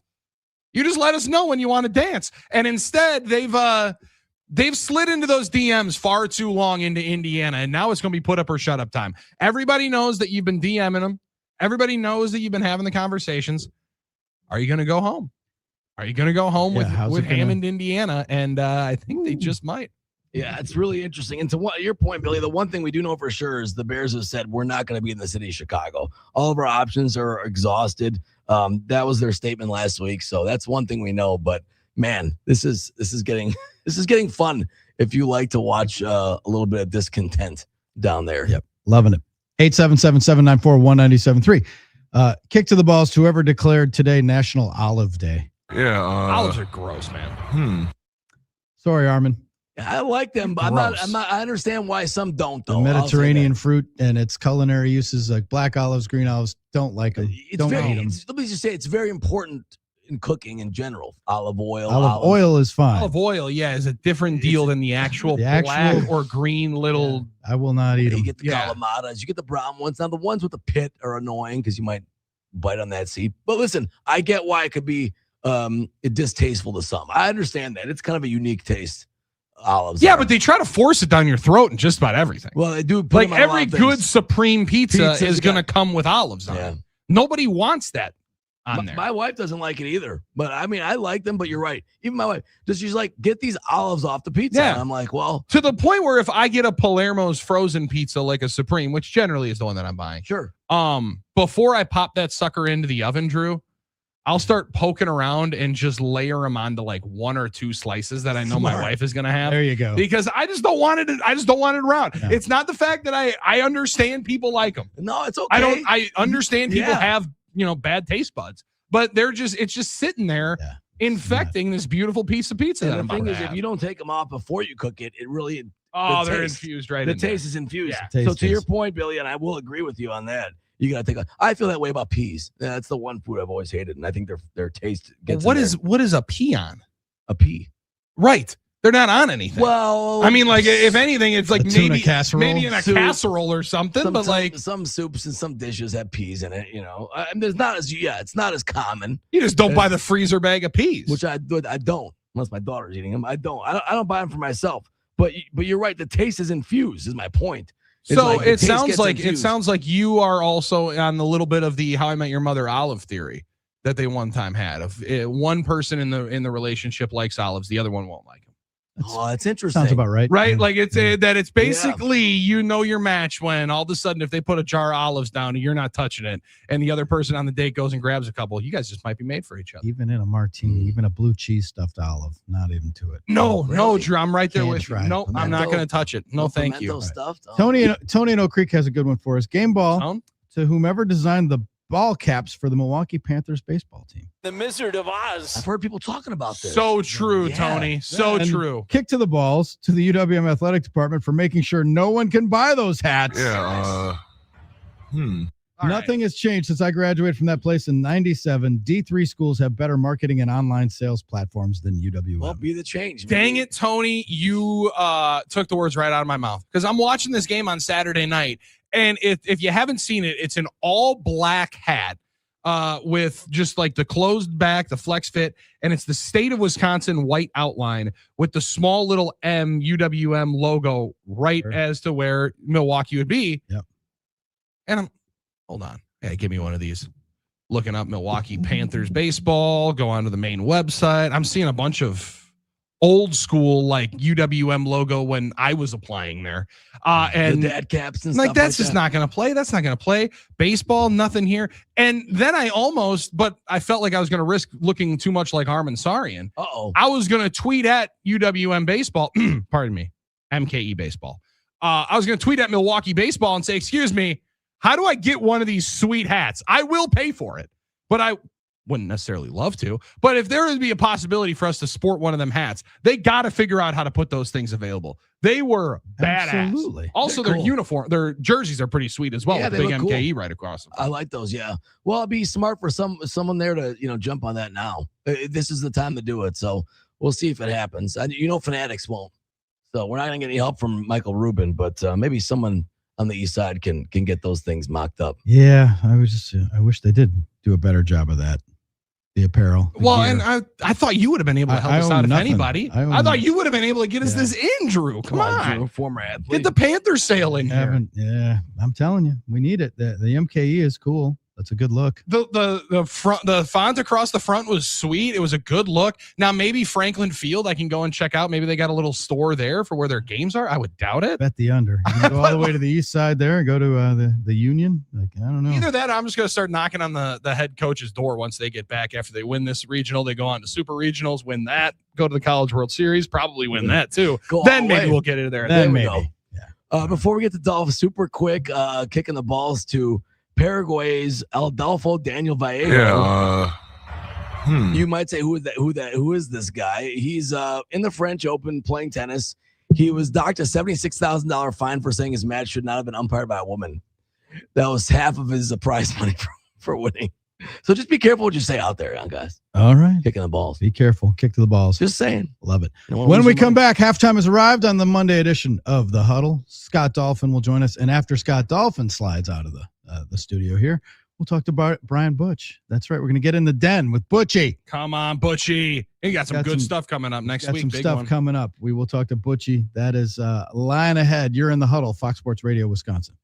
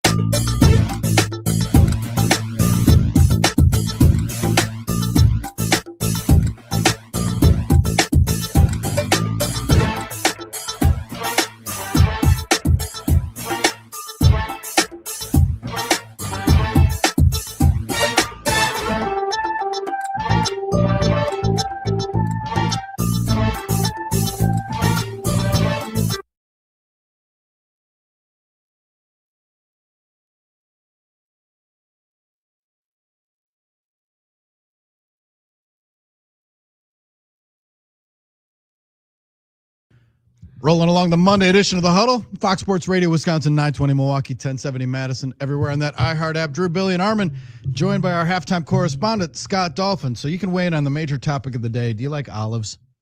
It's National Olive Day. I didn't know that, but yeah. Wait, no, that's my bad. How about this one? There we There go. it is. Now we're talking. I thought I was going crazy. Yeah, I don't know why I went to that switched mic. me Sorry, up. Armen. I do like olives, Drew. I like both kinds, black and green. I don't eat them very often, though. All right, so Armen, he's one of you. Armen likes the olives. Somebody at They're least. good, man. I love them, but I accept that not everyone does. I get it, and I'm always perplexed because it's a very polarizing food. Kinda like for some cilantro, you either like them or you. That's true. Sure. There's no middle ground. Like 30 olives, okay. No, 30% it's of like human- either yes, all in, or no. Nastiest Forget stuff about I've it. ever eaten. And I never understand why stores have to devote so much real estate to an olive bar. It's like, come on. Like, That's I'll true. give you that. There's a lot of olives in like, some. what of are we these places. doing? Who's like standing there like over the olive bar? I got to get these fresh Kalmatas. Yeah, No. the only one was me at the grocery store trying to figure out which ones I was supposed to buy because my kid likes to eat them, right? Like the little go. cups, or do I get the jar? All right, now I'm sending the picture to my wife. Make sure that this one, she goes, just grab one.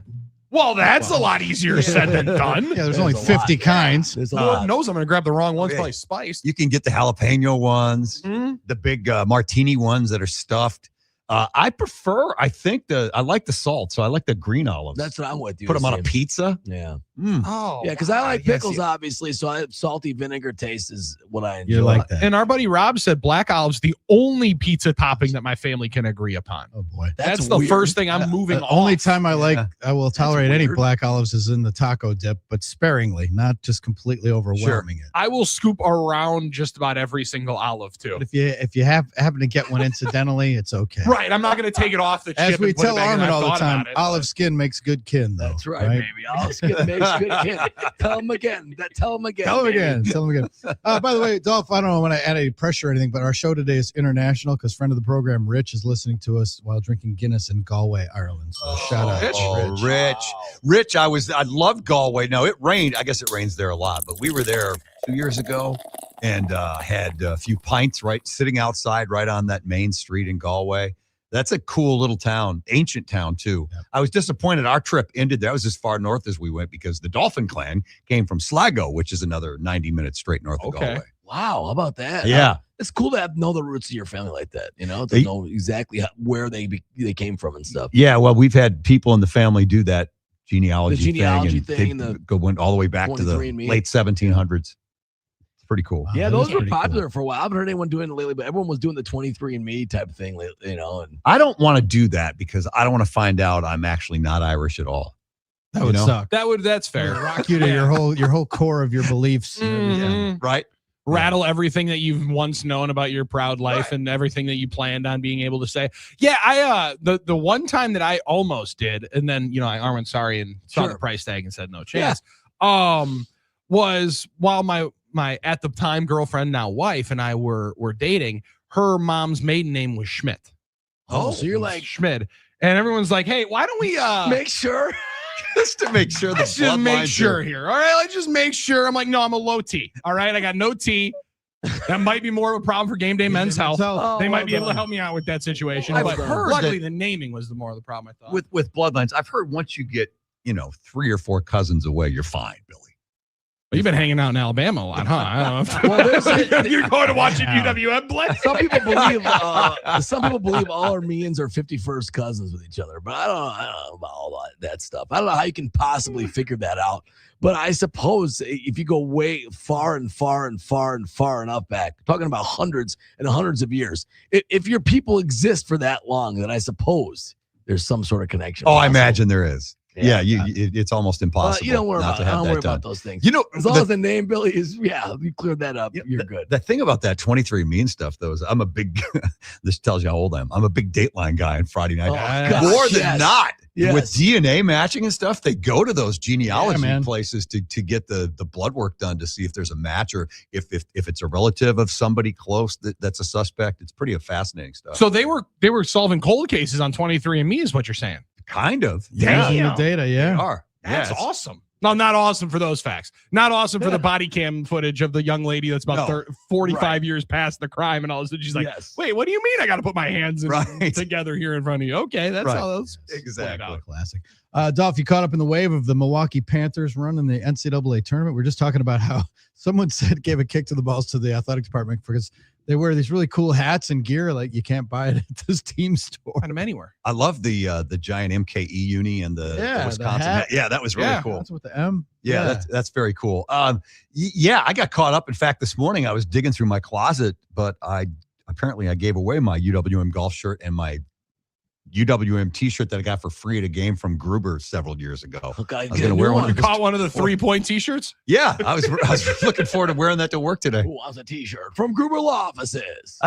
What a story. I mean, irregardless, whatever happens today happens. Yeah. Auburn's obviously 4th ranked team in the country, but the fact that they got 2 wins, and put up 13 runs. I mean, come on. And you see the kids, mostly Wisconsin kids contributing too. Yeah, that might be the coolest part. That how many of the kids are from Wisconsin, and I mean, again, not to belabor the point of it being so unlikely, but in Auburn, you can play baseball outside in Alabama for 11 months out of the year. Yeah, absolutely. And here for half of the season, if not longer, their field's covered in snow. So I mean, their ability to be able to still put together a season like this and the player development is pretty top notch. And it's that one sport, Billy, where you see the disparity in the records. You look at UCLA. Good point. At least it used to be. I haven't looked this year, but oftentimes you'll see some teams playing 80 games and some teams playing 50 games. Mm-hmm. That's a lot in college baseball. A lot.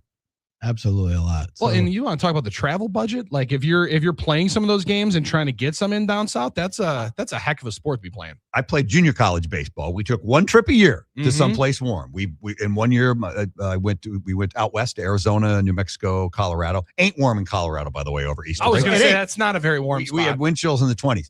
And then the second year we went down to Louisiana, Florida, Arkansas, and that was a little warm. We told the baseball team we were going to go down and watch them play on their spring break trip a lot of times. I remember at Carroll, we told them a lot of times we were going to go down to Charleston and go watch them play. We went to PCA instead, or PCB instead, but we went South Padre instead, but thought about it a couple of different times. That's the only thing that sucked about playing baseball in college was we never got a spring break. Yeah. We were always, we made up for it. Yeah. I was going to say, you were able to make up for it not being in warm places. Spending our per diem on beer and then going back to the Red Roof Inn and filling up the bathtub. There we go. That is how you free do ice. it. That is the That best is how way. you do it. Free Fantastic. ice. Oh That's my right, goodness. Armen. Free ice. I love it. Dolph, thank you for popping in at halftime. fellas. Appreciate it as always. Dolph will be back with us tomorrow. When we return, our buddy Brian Butch is going to join us. Big We'll be Sexy. in Butchie's Den. Big Sexy is up next.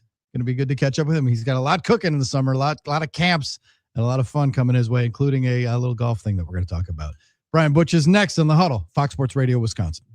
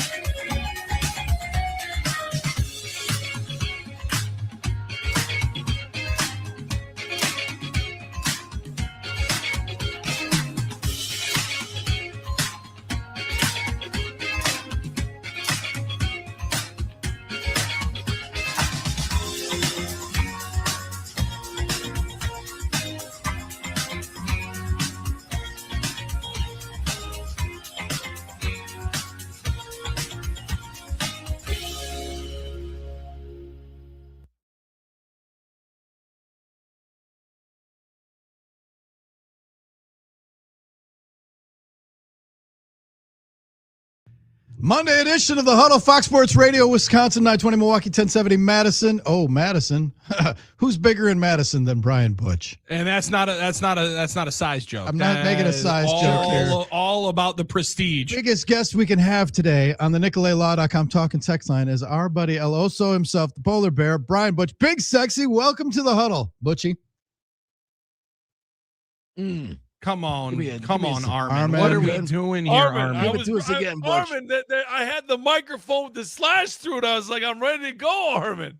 The host has unmuted my mic. Thank you. Thank goodness. It wouldn't be You trying to silence this man? It wouldn't be a Butchie appearance. We couldn't welcome him into the couldn't welcome him with a Huddle without was our perfect. production standards. But we're in the den too, which right now is my favorite moment. We are in the den. Yeah. Butchie, how are things? It's going good, boys. How are you doing? We're fantastic. We're reveling in the Brewers' hot start. We're on to June, talking about we're 100 days away from the NFL season kicking off. We're just trying to savor what we have at this very moment. That's our strategy today. It feels good to me. It's a good strategy. You got the Brewers, the hottest team in all of baseball, and what they're doing. They're fun to watch. Miz is amazing. Just absolutely amazing at what he's doing. The fact that the Brewers continue to hit on all these guys that nobody wants is awesome because it's so Wisconsin. Like why I love the Brewers the most is because they represent this state. It's a bunch of nobodies that kind of just are hardworking guys that just come to the ballpark every single day, check in, do their job, check out. You don't have anything crazy going on with this group. Like, I think this group probably represents the state probably as good as any of our sports teams, to be honest. Yeah, and Brian, that's why it made sense when they did the Wisco way. Now, nobody says Wisco. I don't know if actually they do in the Fox Valley as much. In Wisconsin, Lutheran. Right? I mean, outside of Knippel's famed, nobody calls it that. However, it was cool to embody what it was. It is the state's team, and everybody thinks about that for the Packers, but the Brewers, I think, are right up there. You go through any supper club in the North Woods of Wisconsin, you're going to see Brewers TV on, right? You're going to see it outside of a lake randomly in the middle of Crivets. So they're going to be the state's team. They represent everybody. They also about the talent development, which is a kind of bygone thing. You see it in basketball so much, but in baseball too. I mean, travel ball has been a thing for a long time, and that player development to winning philosophy is very different. They got a bunch of guys that seemingly are about the right stuff too. Well, exactly. And you have to be – the reason player development works is when you're humble, when you have players that can be humble and understand that there is a next step that needs to be made within their career. There's a lot of players that aren't humble, that feel like they've already maxed out, that they don't need to listen. They have all the answers. And when you have players like that, you're not going to see growth. And because of what the Brewers do, because of who they tap into, because they invest in the whole body, right? The mind, all that stuff, their analytics approach to it. To me, from what I've seen, is they've gathered the right people where you can coach them up. And I think that's really important. Whether you've gathered people that haven't had the success that they should have when you look at where their ratings were, as far as, the projections, whether you've pulled teams or guys from teams from big markets because a big market hasn't worked because there's more attention on them. Whatever the reason the Brewers have done, they've gotten guys that have been humbled a little bit, that then they've been able to work with, that then they've been able to listen to, and then they've had success. It's been really fun to watch. Brian Butch joining us here on the NicoletLaw.com talking text line. All right, Butch, I'm going to put a quarter and ask you what you think about the Knicks and the Spurs advancing to the NBA Finals, which start Wednesday night. Is this Wemby time, or can the Knicks counterbalance that and just say, okay, we don't have anybody that's as good as Wemby, but we have more experience and more talent on the rest of the court? Yeah, I think the question becomes how bad is Mitchell Robinson's thumb, one of the centers for the Knicks. I think that's a big deal because you're going to need bodies on Wemby. That's the only question. I'm going to lean towards the Knicks here just because you've got experienced guard play. I mean, it's Villanova 2.0 is what it is. Well, there's a lot of experience there with the Villanova team. Now, you look at San Antonio, they didn't have experience. Well, they still beat Oklahoma City would be the counter, right? Like, how much does experience matter? But I just think in what this Knicks team has done, it feels like they've tapped into something special. They got rid of Tibbs. They brought in Mike Brown. Now you look at what Mike Brown is doing, who was let go from Sacramento, and it's like, okay, what's the next step? When Mike Brown was hired, everyone was like, well, why would you make that hire if you're the Knicks? Now you look at, they've got to a finals. They've got some guard play. They've got some experience. Wemby's phenomenal. Like there's I don't know how you guard him, and I don't think you guard him. What would you have tried to do, Butchie? You got to take away Champagne. You got to take away all the other guys, and you let Wemby go get 40 or 50. Yeah. And I didn't think Oklahoma City did a good enough job at taking away the others, and I think that's what the Knicks are going to do. Everybody's dunking on Chet Holmgren similarly to how Wemby did, but like how do you try to, Brian? Like there's not anything that you can do to try and eliminate him. I feel like if you're one of those bigs, Hartenstein did everything he could physically to try to body him up, but my man in that slender frame is a lot more physically imposing than I gave him credit for. Oh, well, when you're that tall, you're lanky, strong, if that makes sense. You got elbow. Everything you have is a little bit more pointy. It's not about the bulk. It's more about, okay, are you strong enough to be able to get to your position? You're tall enough to get whatever you want. The one area that I thought Chet did a terrible job with, I didn't think he was aggressive on the offensive end. Yeah. Right? I thought that was an area where his youth showed in that Oklahoma City series. Because I didn't think he was aggressive enough. And when you're going against a guy, you got to make him work on that other end. It wasn't there. I don't know how much New York's bigs are going to have to make Wemby work, but I anticipate New York putting Wemby in a bunch of ball screen actions, trying to get him to move so that offensively he's tired. But again, Billy, I go back to this. Like, you got to take away the others for San Antonio. Yeah. If Wemby's going to go get 50 and that number's great, go get your 50. But I can't get 70 from the others. Exactly. I think that's the biggest thing. And that's what I look at as far as what Oklahoma City, I didn't think did nearly good enough a job. And I think New York will. So I look at this. I take New York just to win the series. I think it's hilarious too when we're talking last year watching Ace Bailey and Dylan Harper on Rutgers. Like, how on earth are they under 500 in the Big Ten? And then Harper comes out and makes every right play. Like that's impressive stuff to be able to flip the switch that quickly. Brian Butch hanging out with us. The Polar Bear has welcomed us into the den. Butchie's Den is where you subscribe via YouTube at Brian_Butch32. Hit him on X, all social medias. Let you know when the live goes up on Friday morning, 7:30. I was loving up the live, and I know I dropped in a couple of comments there as well. But, man, living and doing good, which you always have done, is still what this is about. I know it's camp season. I know there's a lot of player development that's going on too, but it is the 35th annual Children's Celebrity Golf Invitational coming up a week from today. And Brian Butch is the head of this, has been doing it for so long. And man, 35 years. I know you haven't been there all this time, but you to be able to bring this together, bring so many people out here, continually welcome me, which make the joke of celebrity. I apologize for all those folks that potentially end up in my foursome. But this is talk about doing the most good you've been for a long time. And once again, being able to help out a spot that's so near and dear to the heart. Well, I was just trying to help you get a community service day. That's all I was trying to do. I had to figure out how I was going to use them. I should say, you guys have so many community service days you got to use. Trust me. Right. So I was once in those shoes, man. I needed to fill up my community service days. What you said, you don't want to take a vacation day. No, I got a community service. I got to use this one up. bonus day, Spirit Day.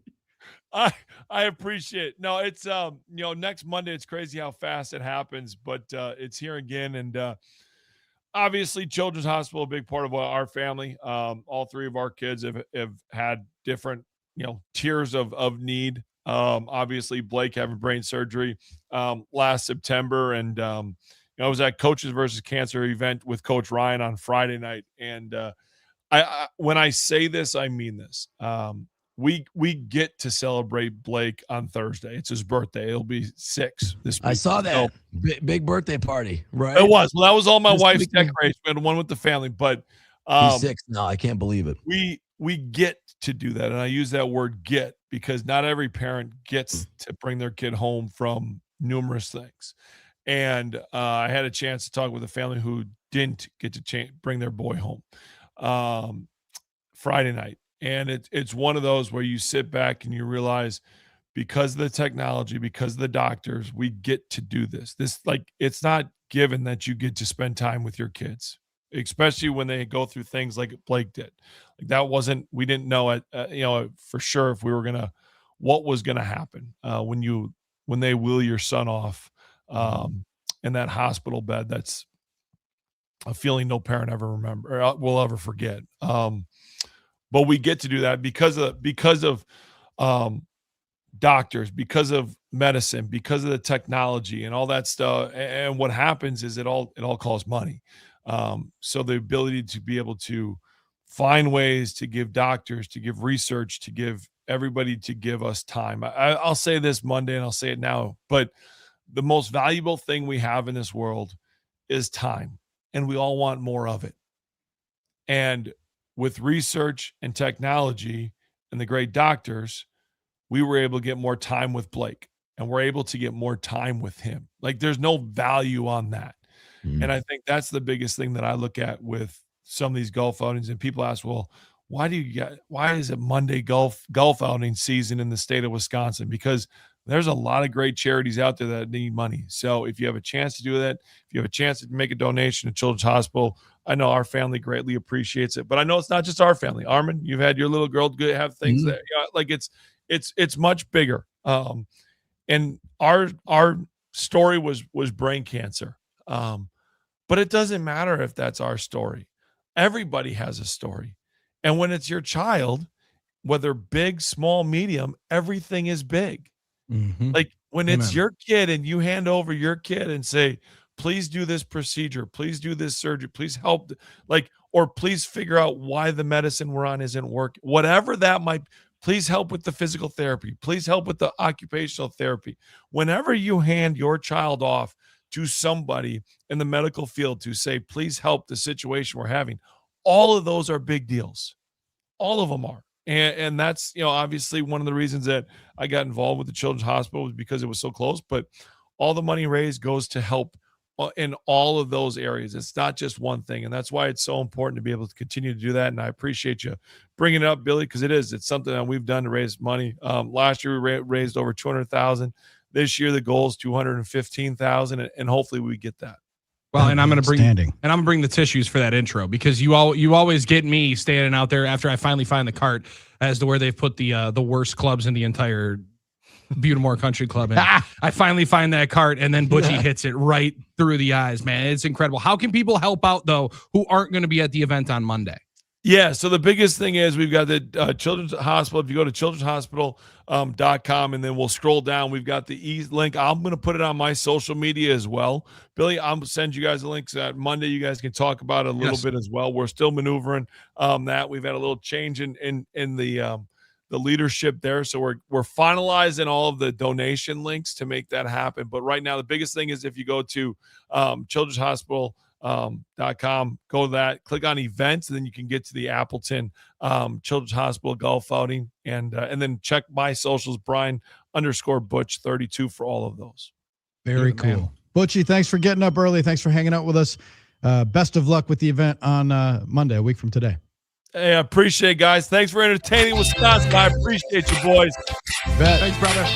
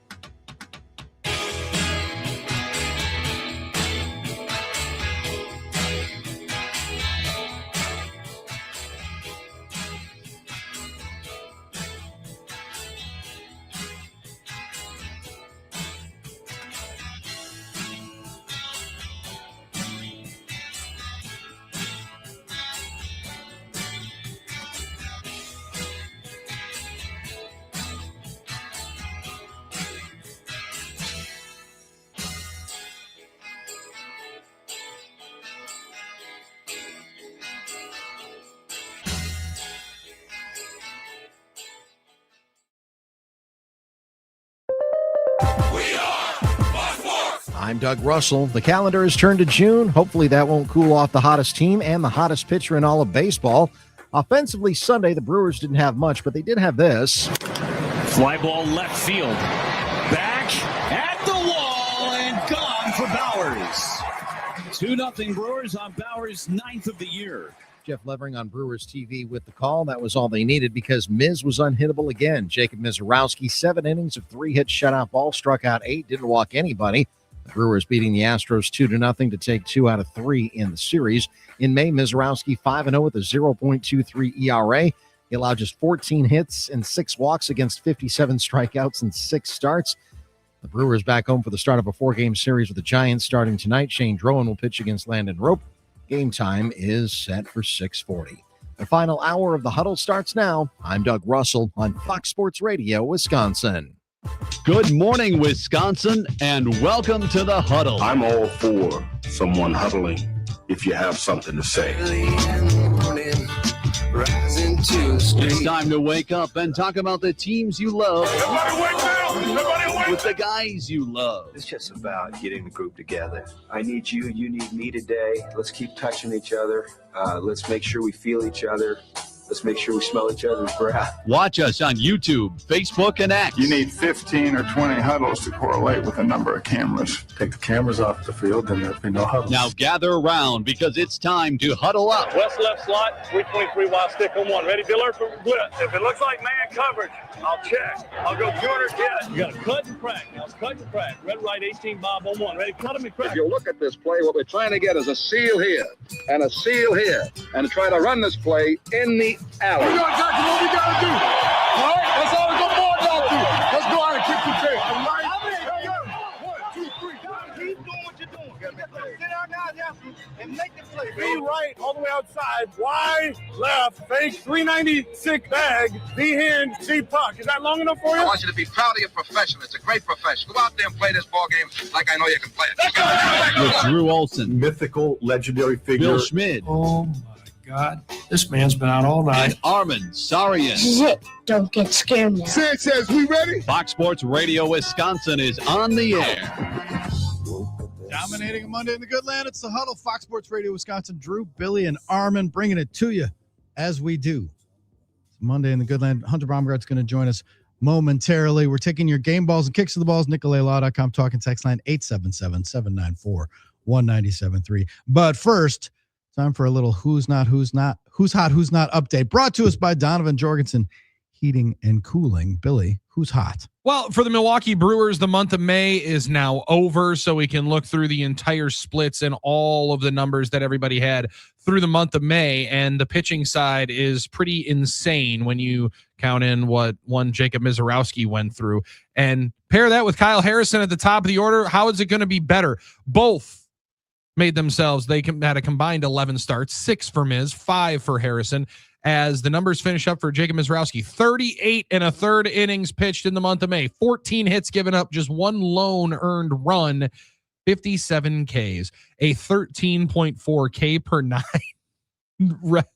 number, which is just Insanity. a disgusting number. His whip was 0.52, so every other inning, basically, the opponent was averaging having somebody on. Kyle Harrison, magnificent as well. 28 innings, 22 hits, 3 earned runs, just 1 long ball. Both only walked 6 guys. Harrison had a whip of 1 flat and a sub-1 ERA on the hitting side. There are a couple of knots out of the month of May. We mentioned his name a little bit earlier on today. I mean, Self-Frelick, not exactly what you would call hot through the month of May. 217 with a 503 OPS. On the other side, 75 at bats for Jake Bowers, 5 doubles, 4 bombs, and 14 driven in the month of May. Total 40 bases to lead the Brewers, and finishes it with a 307 average and a 922 OPS. Slugging over 530 was Jake Bowers in the month of May. Definitely hot. You don't take things for granted in baseball because the Brewers got 4 games against Giants. Giants aren't great, but on any given day. Yeah. I mean, the Giants almost just got swept by the Rockies. Yeah. The Giants are bad. Mm-hmm. And so are the Rockies. Mm-hmm. And the Brewers will play nobody for the next week except for the Giants and the Rockies. Mm-hmm. And then That's they how got that plays the A's in Vegas, that weird series in Vegas, which minor league park, basically. Who knows what's going to happen there? Yeah. So it's a gentle start to June for the Brewers, Giants, Rockies, A's. And then it gets tough. Phillies, Guardians in Milwaukee, at the Braves and the Reds, and then Cubs and Reds at home.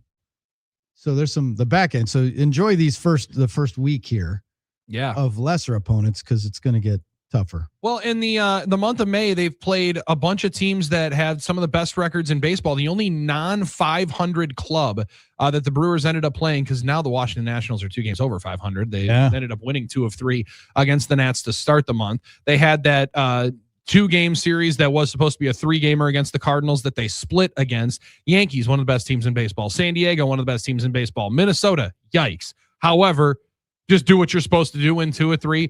Sweep the Cubbies. The Dodgers obviously was the lone blip on the radar in the only series the Brewers lost in the entire month. And Astros under 500, but you look at that lineup and you wonder why, because they are loaded up offensively. That's one of the most impressive runs the Brewers have had in a month of baseball, 19-7 at the perfect time. And then conversely, so on the not category, the Chicago Cubs would be sitting there in the not category. They started the month 3.5 games up in the division. They end it 5 games back in the division. They lose last night 5-1. They lose the series against the St. Louis Cardinals.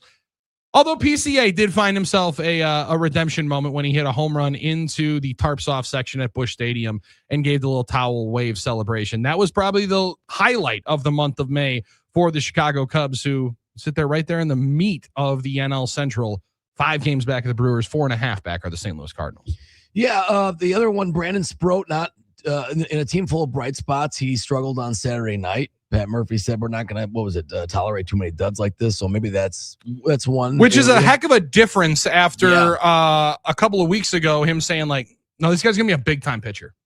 This guy's going to be a big-time pitcher for us. He is staying here. We're going to get him. We're going to get this lined up. So he took a step back and quickly changed the mood very, very abruptly. And we've seen Murph do this as his style to kind of, I don't know, for lack of a better term, kick guys in the ass a little bit, like say, hey, let's get it going a little bit. He had benched Durbin at one point last year. We'll see if it works. I think it's a motivational tactic. Sproat is going through it a little bit, trying to search for it. He had shown some indications that he was pitching better for a while, but Saturday was a step back, as Murph said. So that's another one there to look for. But all in all, these have been good problems to have for the Brewers who've been winning while trying to get better, which is kind of what you want to do, right? Thanks to most of the starting pitching and the bullpen. Got one more here in the hot category, or potentially not. I don't know. You guys can give me the full judgment on this one. Who's hot? Potentially Diana Rossini's reporting, because today is June 1st. Which means all those super special post-June 1st designations that you heard all throughout the NFL offseason can come to fruition later on here today. Dusted off on the 4-letter network are Dan Orlovsky and Adam Schefter to let you know, is Diana's beat on the A.J. Brown trade from the Philadelphia Eagles to the New England Patriots finally going to happen? Is it finally going to culminate in A.J. Brown being a New England Patriot? Or is the big trade of the NFL offseason going to happen with Jimmy Haslam's Cleveland Browns? Because this morning, the smoke is coming out that Myles Garrett not only could be attained, but that the Cleveland Browns are actively listening to trade conversations for one Myles Garrett, who a year and a half ago said at the Super Bowl, I'm not playing anymore for the Cleveland Browns. Then Jimmy Haslam said, let's make that $40 million guaranteed for the next 3 years. He's all right, sweet. I'll suit up for the Browns again. And now they're running back to this with some salary cap manipulations throughout the offseason, Drew, where there's some big relief. There's some big money that comes off the books if indeed Garrett would be dealt here over the next couple of days. And it sounds like there's 2 teams that would be interested. Let me know if you're surprised. The Los Angeles Rams and Philadelphia Eagles. Yeah. Go figure. Now, both of those 2 teams are apparently right there in the mix, and sounds like it could be more of a possibility than ever before that one Myles Garrett might be on the chopping block. So who's hot? NFL Insiders again here today in the middle of your offseason, 100 days away from kickoff of the NFL season. Get yourself ready to roll and get yourself into work, because we're going to have to answer a bunch of different questions. Loving that. 877-794-1973. Who's hot, who's not? Brought to us by Donovan Jorgensen Heating and Cooling. And they're always hot, unless they're trying to cool you off. That's true. Right, unless they're trying to cool you off. Donovan Jorgensen will be cool at that point, but their work is always hot. Go to donovanjorgensen.com for more information. They're also opening up a new location in Menominee Falls. They already got McWanago, New Berlin, West Allis. So they're all over. You see those beautiful blue trucks helping people out across the state of Wisconsin, southeastern Wisconsin, most importantly, all the time. And they're ready to help you out right now. Game balls and kicks to the balls continues. Hit us with those. We've already game balled the Milwaukee Panthers, hoping that they can repeat their success against Auburn. Like, this is the rubber match. This is it right here, man. 1-1. It ties up. It's got to be difficult, Drew, from the pitching standpoint, right? Like, I don't know. I don't know a ton about the Panthers starting rotation or where their bullpen goes. But all your pitching's got to be pretty taxed at this point, right? You've played every day for the last 4 days, and you probably fired your big guns in the first 2 games. So you're hoping you can get enough innings of work. But if you're wondering where all of the Cinderellas have gone, they've all gone to college baseball. Kicking the balls to the UCLA Bruins. Yeah.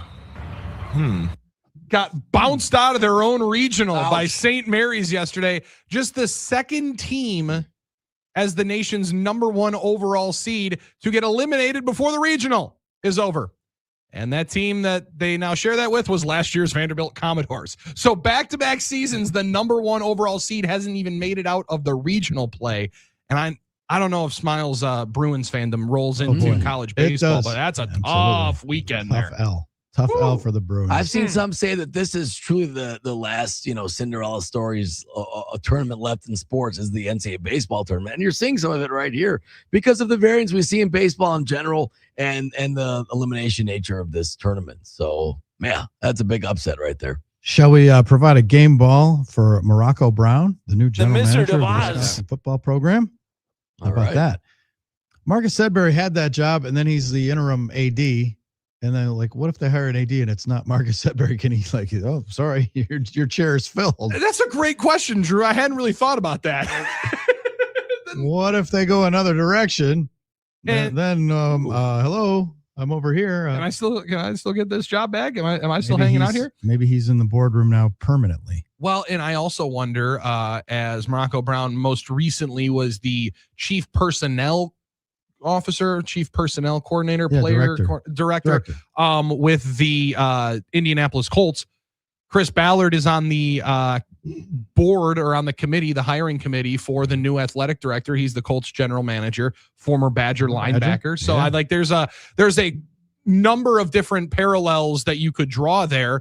And I thought initially, not that Chris Ballard hasn't been a good general manager in the NFL, they haven't been necessarily great, long tenured, right? He's been there for a long time. They've had some tough moments in his tenure, like your franchise quarterback retiring 5 days before you start the season. That would be in the midst there.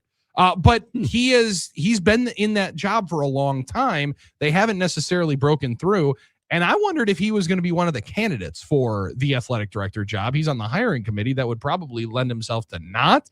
But then this Morocco Brown hire would make you think, maybe a little bit more of the Indianapolis Colts brain trust could be coming back here with some ties to Wisconsin. Yeah, that is pretty interesting. Game ball, if you're getting excited about the World Cup. The Wizard of Oz. For Christian Pulisic, who scored his first goal in 5 months for the U.S. national team. They had a 3-2 win over Senegal in a friendly, as they call it. And they have one more against Germany before the World Cup. But he said, I felt this confidence. I played really well in recent months, too, but all people seem to care about is goals. So hopefully people can now stop talking about it. I feel good, and obviously just a friendly. Well, that is how you win. And be ready. That is how you win, Billy, in soccer. I know there's a lot more than just scoring goals, but eventually you have to get some. And with the World Cup coming up, the U.S. seems to unfortunately disappoint us. So hopefully maybe this year will be a little bit different. Well, yeah, who's hot would be Landon Donovan. He is hot about the process of the USA national team. Saw some of that. My man is not very positive on them thrilled. being very good. Yeah, he thinks they're going to get drummed in pool play. It's out. And a lot of it falls on Christian. That's the one player fans know of. He's the star. He's the one. So, obviously it's a very team-oriented game, but it's going to fall on him in some sense if they want to do some things here. But he got his scoreless drought snapped after 5 months over in their win over Senegal over the weekend. You got some confidence in the USA national team there, Drew? Not particularly. It'd be great. Hope they do well. I think I don't know if people realize people don't remember how big the World Cup is and how as it goes on you get into it. People who cares soccer. Yeah. You'll get into it because it's hard not to, especially when it's here in our time zone. Yeah. And when they're blocking off Brady Street for celebrations and stuff, and when the U.S. is playing, it's going to be a big deal. Like everybody's going to, whether they win or not, people are going to watch. Yeah, and this is the first time that I can remember. I could be very much wrong. In my lifetime, that it's been in like our time zone, right? Not even just here, but like at a time where you're normally viewing sports later on in the evening. Day, yeah, not at 8 a.m. are they kicking off in South Africa. However, that was pretty sweet during the summer when you're off for summer vacation. There's sports on all morning long. All morning, yeah. And that would definitely draw some eyeballs. But I think the numbers are going to be pretty good.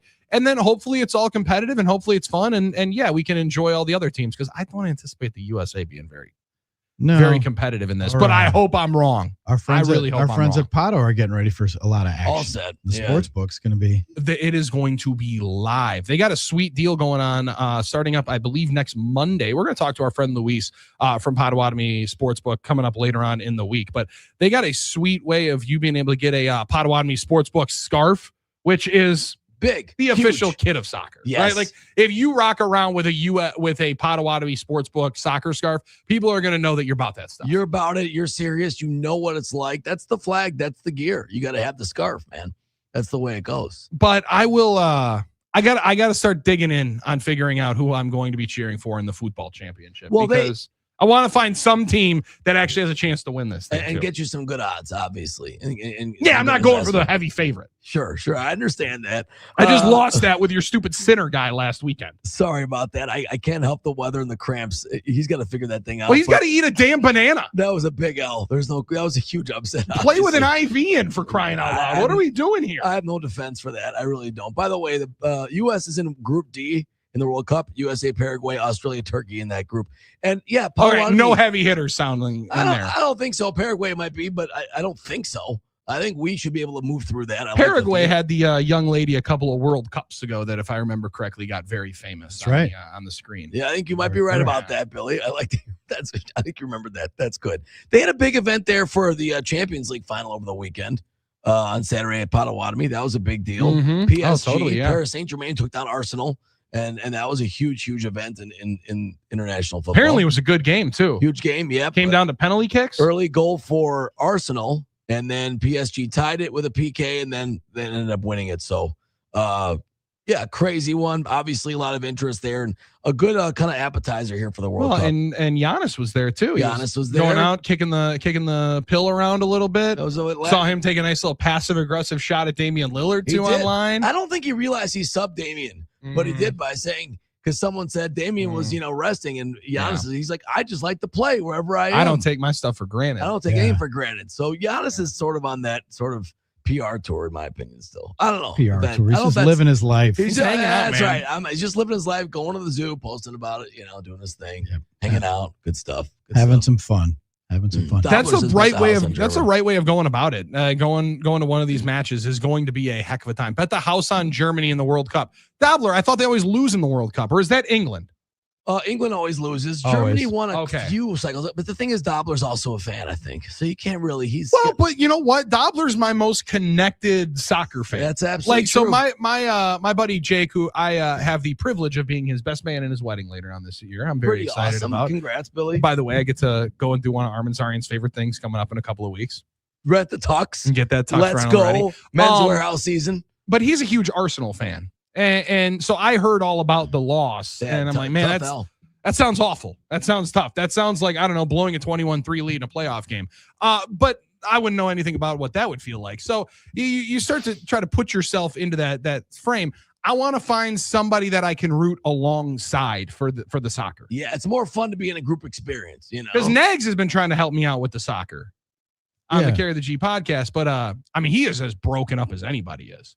Because he's a fan of Chelsea. Yep. Apparently their team was awful. They struggled. Apparently they were straight warm cheeks. So that's a tough team to have. So I'm going to try to find somebody that's going to help us out and that we can pull alongside of. Because I mean, I don't know. Maybe there's a story like the Spurs nuns that we're missing out on, We're going to get all Might this be. good stuff once June 11th kicks off. Yeah, and the it World Cup is. starts. Oh, absolutely. How strange was it watching Mitch Johnson interviewed the other night on Saturday night and not having the two sets behind?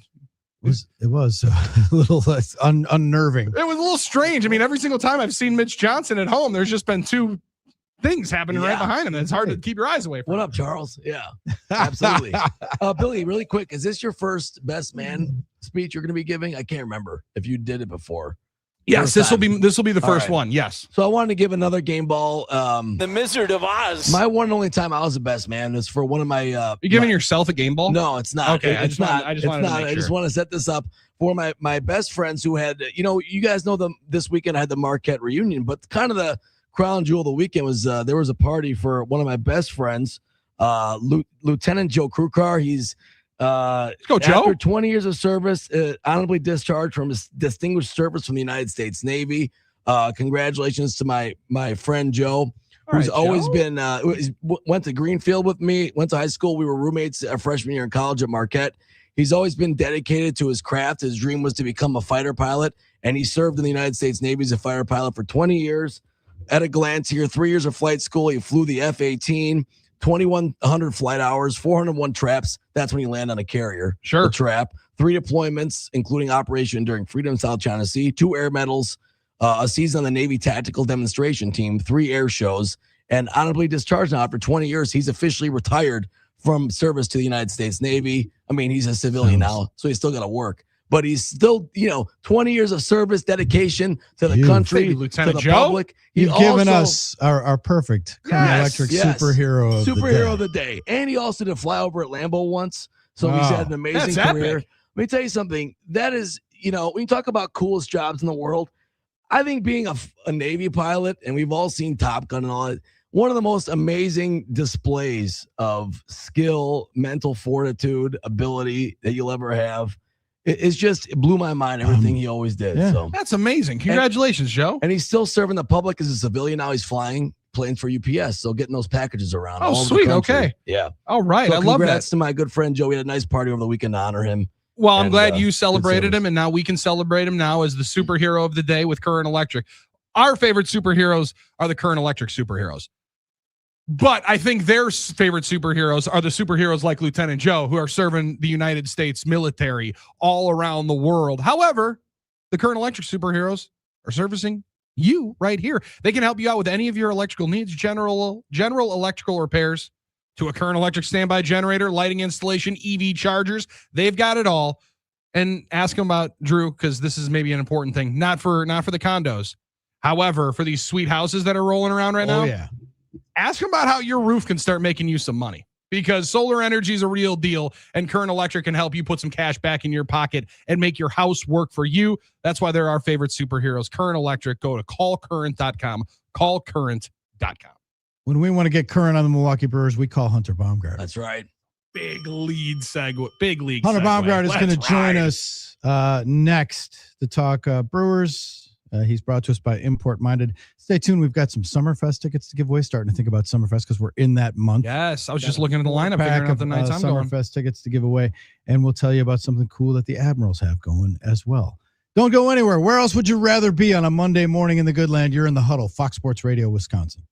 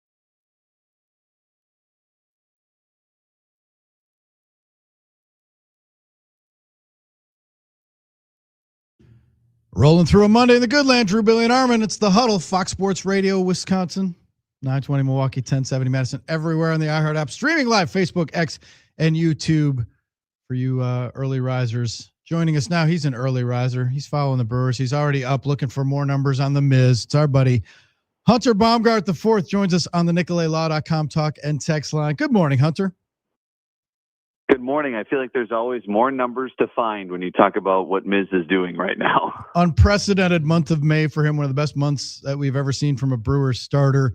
Did it again yesterday. And Hunter, the thing that impresses me the most is he's doing it different ways. Like some days he's overpowering, just throws fastballs. Some days it's like, fastball's not really as sharp or locatable as it should be, throwing other stuff. He just finds different ways. And yet the MO remains the same. Don't give up a lot of hits. Don't give up a lot of runs. Strike out a bunch of dudes and don't walk many.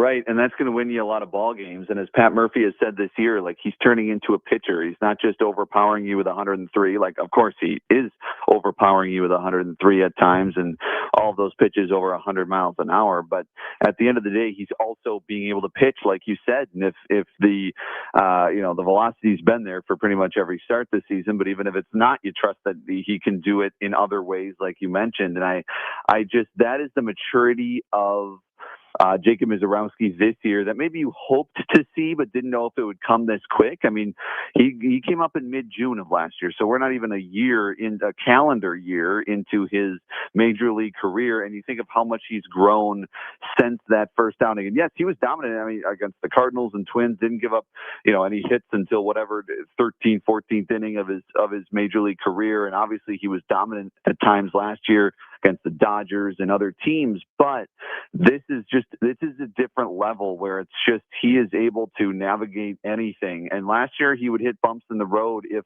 maybe, the fastball or the control, or obviously the big thing right now is the control is there, and he's able to put the ball where he wants to, no matter how fast it's going. And that is scary to hitters, I can imagine, when he has that type of control. So it's really fun to watch. I mean, the 57 strikeouts in 1 month, doing that and doing it most strikeouts in any calendar month of any, in Brewers franchise history is incredibly impressive. And then you put in obviously the velocity, you put in what he's doing, keeping guys off base, and the extra base hits that I think he gave up one in the month, like everything like that. And you just continue to be wowed by what he's doing. I wish I wasn't so scared, Hunter, when we did our WAP Productions, Wild Ass predictions going on before the season. I looked at these guys and I said, I think the Miz is going to get close to 200 strikeouts. I didn't know what his innings limit was going to be, right? I didn't know if they were going to cap him at a number of appearances, slow play it. Wish I would have just said he was going to get 200 strikeouts, because he might get 200 strikeouts by the All-Star break. The way he's going right now is already at 108 on the year. Dustin on the talk and text line had it put really well. Jacob Misiorowski is better than my video game character. That's nutty. He's also built like one, right? Like the long and lengthy 6'7", but to have that command is pretty insane. And the calmness that he is now showing us and showcasing on the mound might be one of the most impressive things. He has the little mound slip with the leg yesterday in the 5th inning, and then just throws some of the most disgusting off-speed pitches he has all day long. Last year, that might have rattled him. This year, being able to put that to the side and pitch, that's some pretty impressive maturity just year 2 into the bigs.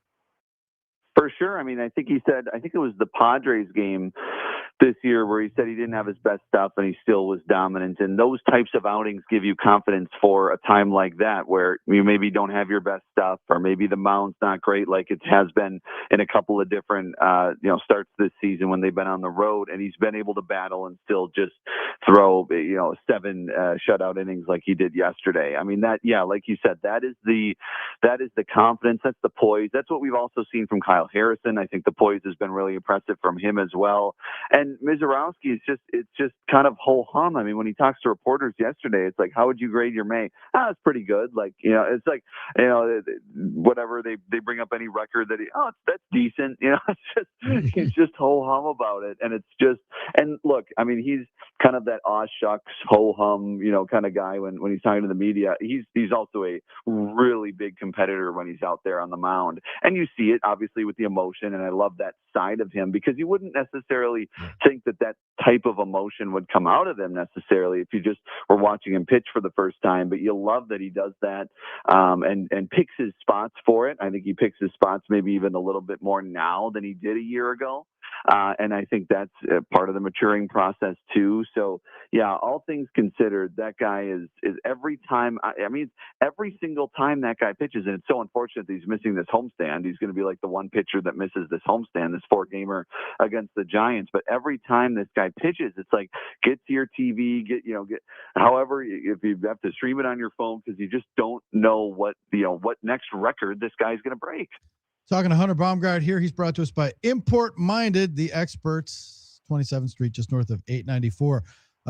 Hunter, time for the Orthopedic Associates Wisconsin injury update that we rely on you for. Quinn Priester now, no more AAA starts. Let's go to Arizona. Let's get back to basics. Let's get you more a more sheltered environment than AAA games is the way they've decided. So his return is not imminent. Can you tell us better news about Brandon Woodruff? I hope so. I think we should get an update on Woodruff today when we talk to Pat Murphy. He was scheduled for a live BP this week, so I don't know when this week, hopefully earlier rather than later. I mean, look, the Brewers have 2 TBAs at the end of this Giants series. Shane Drowan set to start tonight, Kyle Harrison tomorrow, and then you have a TBA on Wednesday, TBA on Thursday. They're kind of depleted as much depth, and it's just wild. Every year we say, can never have enough pitching. It's so true. Look at where this is right now, and you're down Woodruff, and you're down Priester, and you're down Henderson, and Sproat's not pitching great, and Gasser didn't pitch great when he came up for those 2 starts. I would think Coleman Crowe is going to be one of those starts Wednesday or Thursday, but you look at where they are now, and it's like, yeah, you want Brandon Woodruff back as soon as possible, and so we'll see. Last we heard, scheduled for a live BP. That means facing hitters again. He did that, I believe, like 10 days ago, and so we'll see if he does it here early this week. We'll talk to Pat Murphy about that today. Like you mentioned, Quinn Priester's now his rehab assignments being transferred to Arizona, so they can have a little more control over what he's doing and not really deplete what they're doing at AAA. Like if he is scheduled for 4 innings and then only can throw 2, and then all of a sudden the bullpen for the Sounds is messed up. So they're like, you know what, we can control it a little more. And so we're going to send him to Arizona. They're still thinking they can try to do this without surgery. Priester was on board with the move, according to Pat Murphy over the weekend. So we'll see where that goes. Like you said, his return definitely not imminent. Logan Henderson remains on the IL with the back strain. Hopefully we get a positive update on him. Maybe he's back to throwing and things like that this week.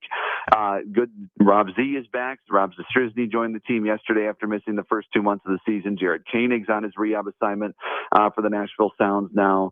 So you're starting to get some horses back in that bullpen. Hopefully you can get Koenig back. I mean, Koenig be big for that bullpen. Sure. We've talked about how it seems like this bullpen has been just kind of a man down throughout this year, and it's great that McGill's pitched incredibly. Really, in the last month and a half, McGill's been incredible. Abner Uribe's pitching better, but you want to have that lefty Koenig that you relied on last year in addition to Ashby, and you make your bullpen better.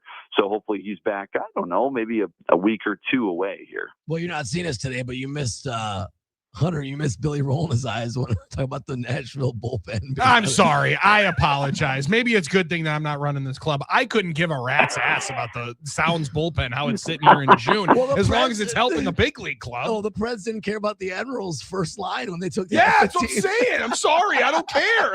I get it. Sure, our bullpen is better. But, Hunter, it's a good thing that they're thinking about all that stuff because, if I was running, I'd just get all the best arms right up here and throw them through and figure it out. But it is interesting where you're about a man down in the pen, maybe or 1 or 2 down in the rotation, and then Murph comes out with the Sproat comment on Saturday and says exactly what everybody watching has been saying the same thing. All right, how long are we doing this? Like I love the fact that that they feel like he's getting a little bit better. That did feel like a clear step back over the last couple of starts.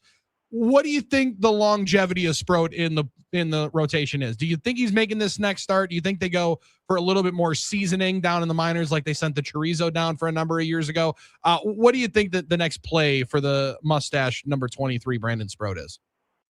I mean, maybe they try. Maybe the next step is going back to a try of an opener to see if that helps. But I don't even know. I don't know what that's necessarily going to do. He's just got to pitch better. I mean, that's kind of he's got to get, not into such deep counts. He can't put guys on as much, like it just overall, that's the hamper. The deep counts is what's getting him, whether he gets the guy out or whether he just can't go.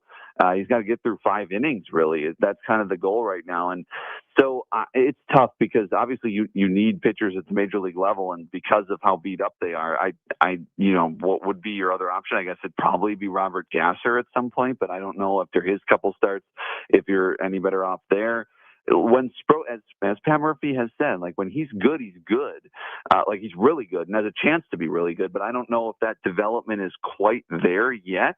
And so, does that happen in Nashville, or do you want that to happen with Chris Hook and Jim Henderson? But the flip side to that is Pat Murphy saying we're not rebuilding on Saturday. I mean, he's like, this isn't a rebuilding club. He said that after Sproat pitched in St. Louis too in early May. It's like, we're not just going to have him learn out there because we're trying to win. So, boy, this is going to be interesting because this is a key piece of that Freddie Peralta deal. Obviously, you've got Jet Williams, who's been playing well overall over the last month or so in Nashville. And at what point do you see him? And Sproat's the other part of that deal. It's kind of like DL Hall and Joey Ortiz have always kind of been connected because you got those guys for Corbin Burns, and it's like you want at least one of them to be a significant contributor. Now, do I think Brandon Sproat can be a significant contributor at the major league level? Yes, absolutely, and he's got stuff to do it. He just has to learn, and I don't know. I know it feels like a lot, but it's been 2 months, and you wonder, okay, do you give him a month at AAA and see if that develops them?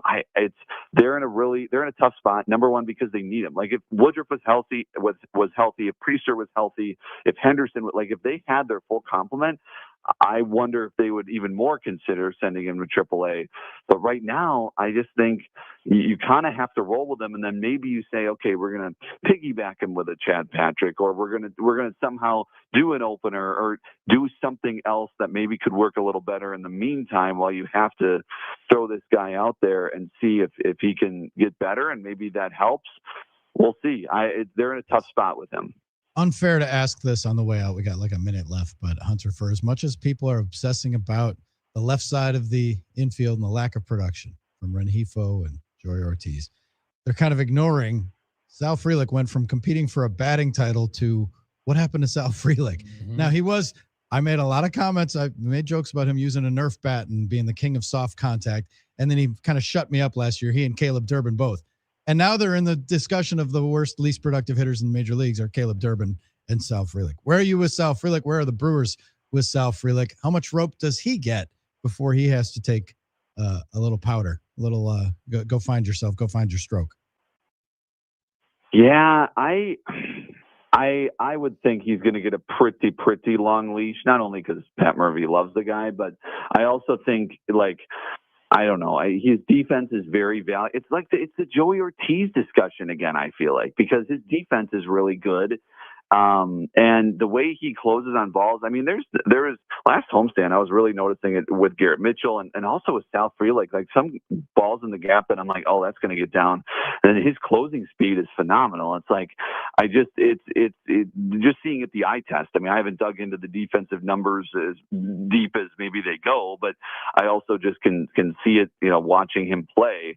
And I think so that's valuable on that side. I mean, you saw it over the weekend, Bowers playing in right field. I mean, you could see maybe that a little bit more, and maybe have him coming off the bench and trying to get him a little reset. I think he's going to have a long leash. I mean, I would be surprised if he's sent down kind of anytime soon. But he is that bottom three in your lineup right now is tough. The big thing about what they were able to do last year is they really 1 through 9, maybe aside from Ortiz, maybe 1 through 8, they were really able to have production from the top to near bottom of that lineup, maybe except for Joey in that lineup. And this year there is kind of that clear hole way down, in that last 3, especially if, Rengifo's not hitting well and Ortiz obviously has not had a great year offensively by any stretch. So, and then Frelick. So like you have that bottom three, and can you improve that? I wonder if that's a Jet Williams here at some point, because I feel like he'd fit this team pretty well, and I'd like to see if he can kind of do what Durbin did last year. But in the outfield, I mean, would the big move be, and I'm not suggesting this happens anytime soon, but would it be a Luis Lara type of thing where then you'd play him every day? Because if you're going to bring up Lara, you want him to play every day. But I just don't know if I see them after 2 months. And I know it's 2 months. I know it's almost 60 games and everything. Just don't necessarily see them giving up on, not giving up totally, but even sending Frelick down anytime soon. I just don't know if the organization's in a position to do that. I tend to agree. Interesting times. Hunter, thank you for joining us. We appreciate it. As always, appreciate your input and appreciate our friends at Import Minded. And we will hear from you tomorrow on the recap, and we'll be listening to the baseball pregame show.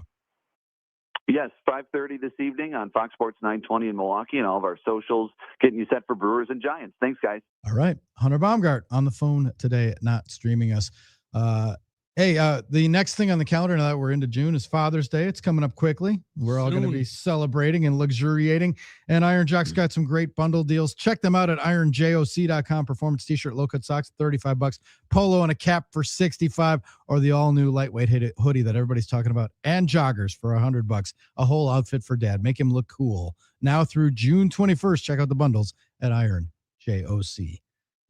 Yeah, and dad could use a little bit of fashion. Right? Like, so help out dad a little bit more. Dad could use some relaxation, and our Happy Place Hemp Wake and Bake stories coming up next. You're in the Huddle, Fox Sports Radio, Wisconsin.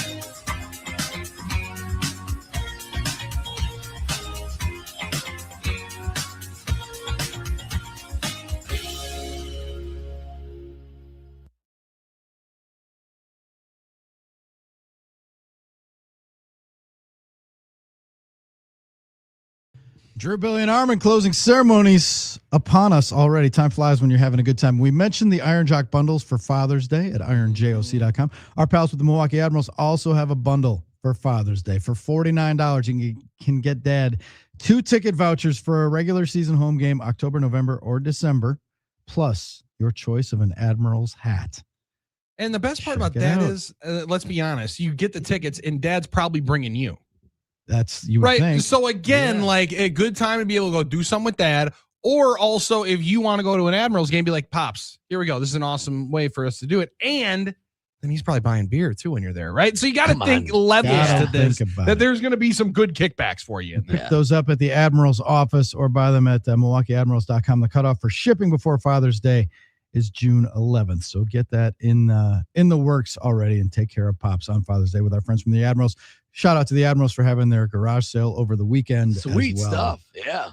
That's sweet tis gear. the season. The Bucks also had a clearance sale of all their stuff. Getting all their stuff Promotional out of there, no giveaways doubt. and stuff that they want to clean out to get ready for the new inventory. Always good bargains to be had from our local team. Speaking of bargains, the best CBD products in the world available for you at happyplacehemp.com. Use the code HUDDLE for 25% off and free shipping. Drift Seltzer, Drift Gummies, always a good accompaniment for the weekends and just relaxing times. Or use their products as a sleep aid, pet products. Check it all out. Happyplacehemp.com. Code HUDDLE gets you 25% off, plus the free shipping. Billy, what's our wake and bake story today? Well, I've been struggling with this one because there's a couple of ones. I for one, can't get out of my mind Christian Pulisic of the U.S. men's national team saying, I hope people stop talking about me not scoring. Buddy, you got to score goals to win.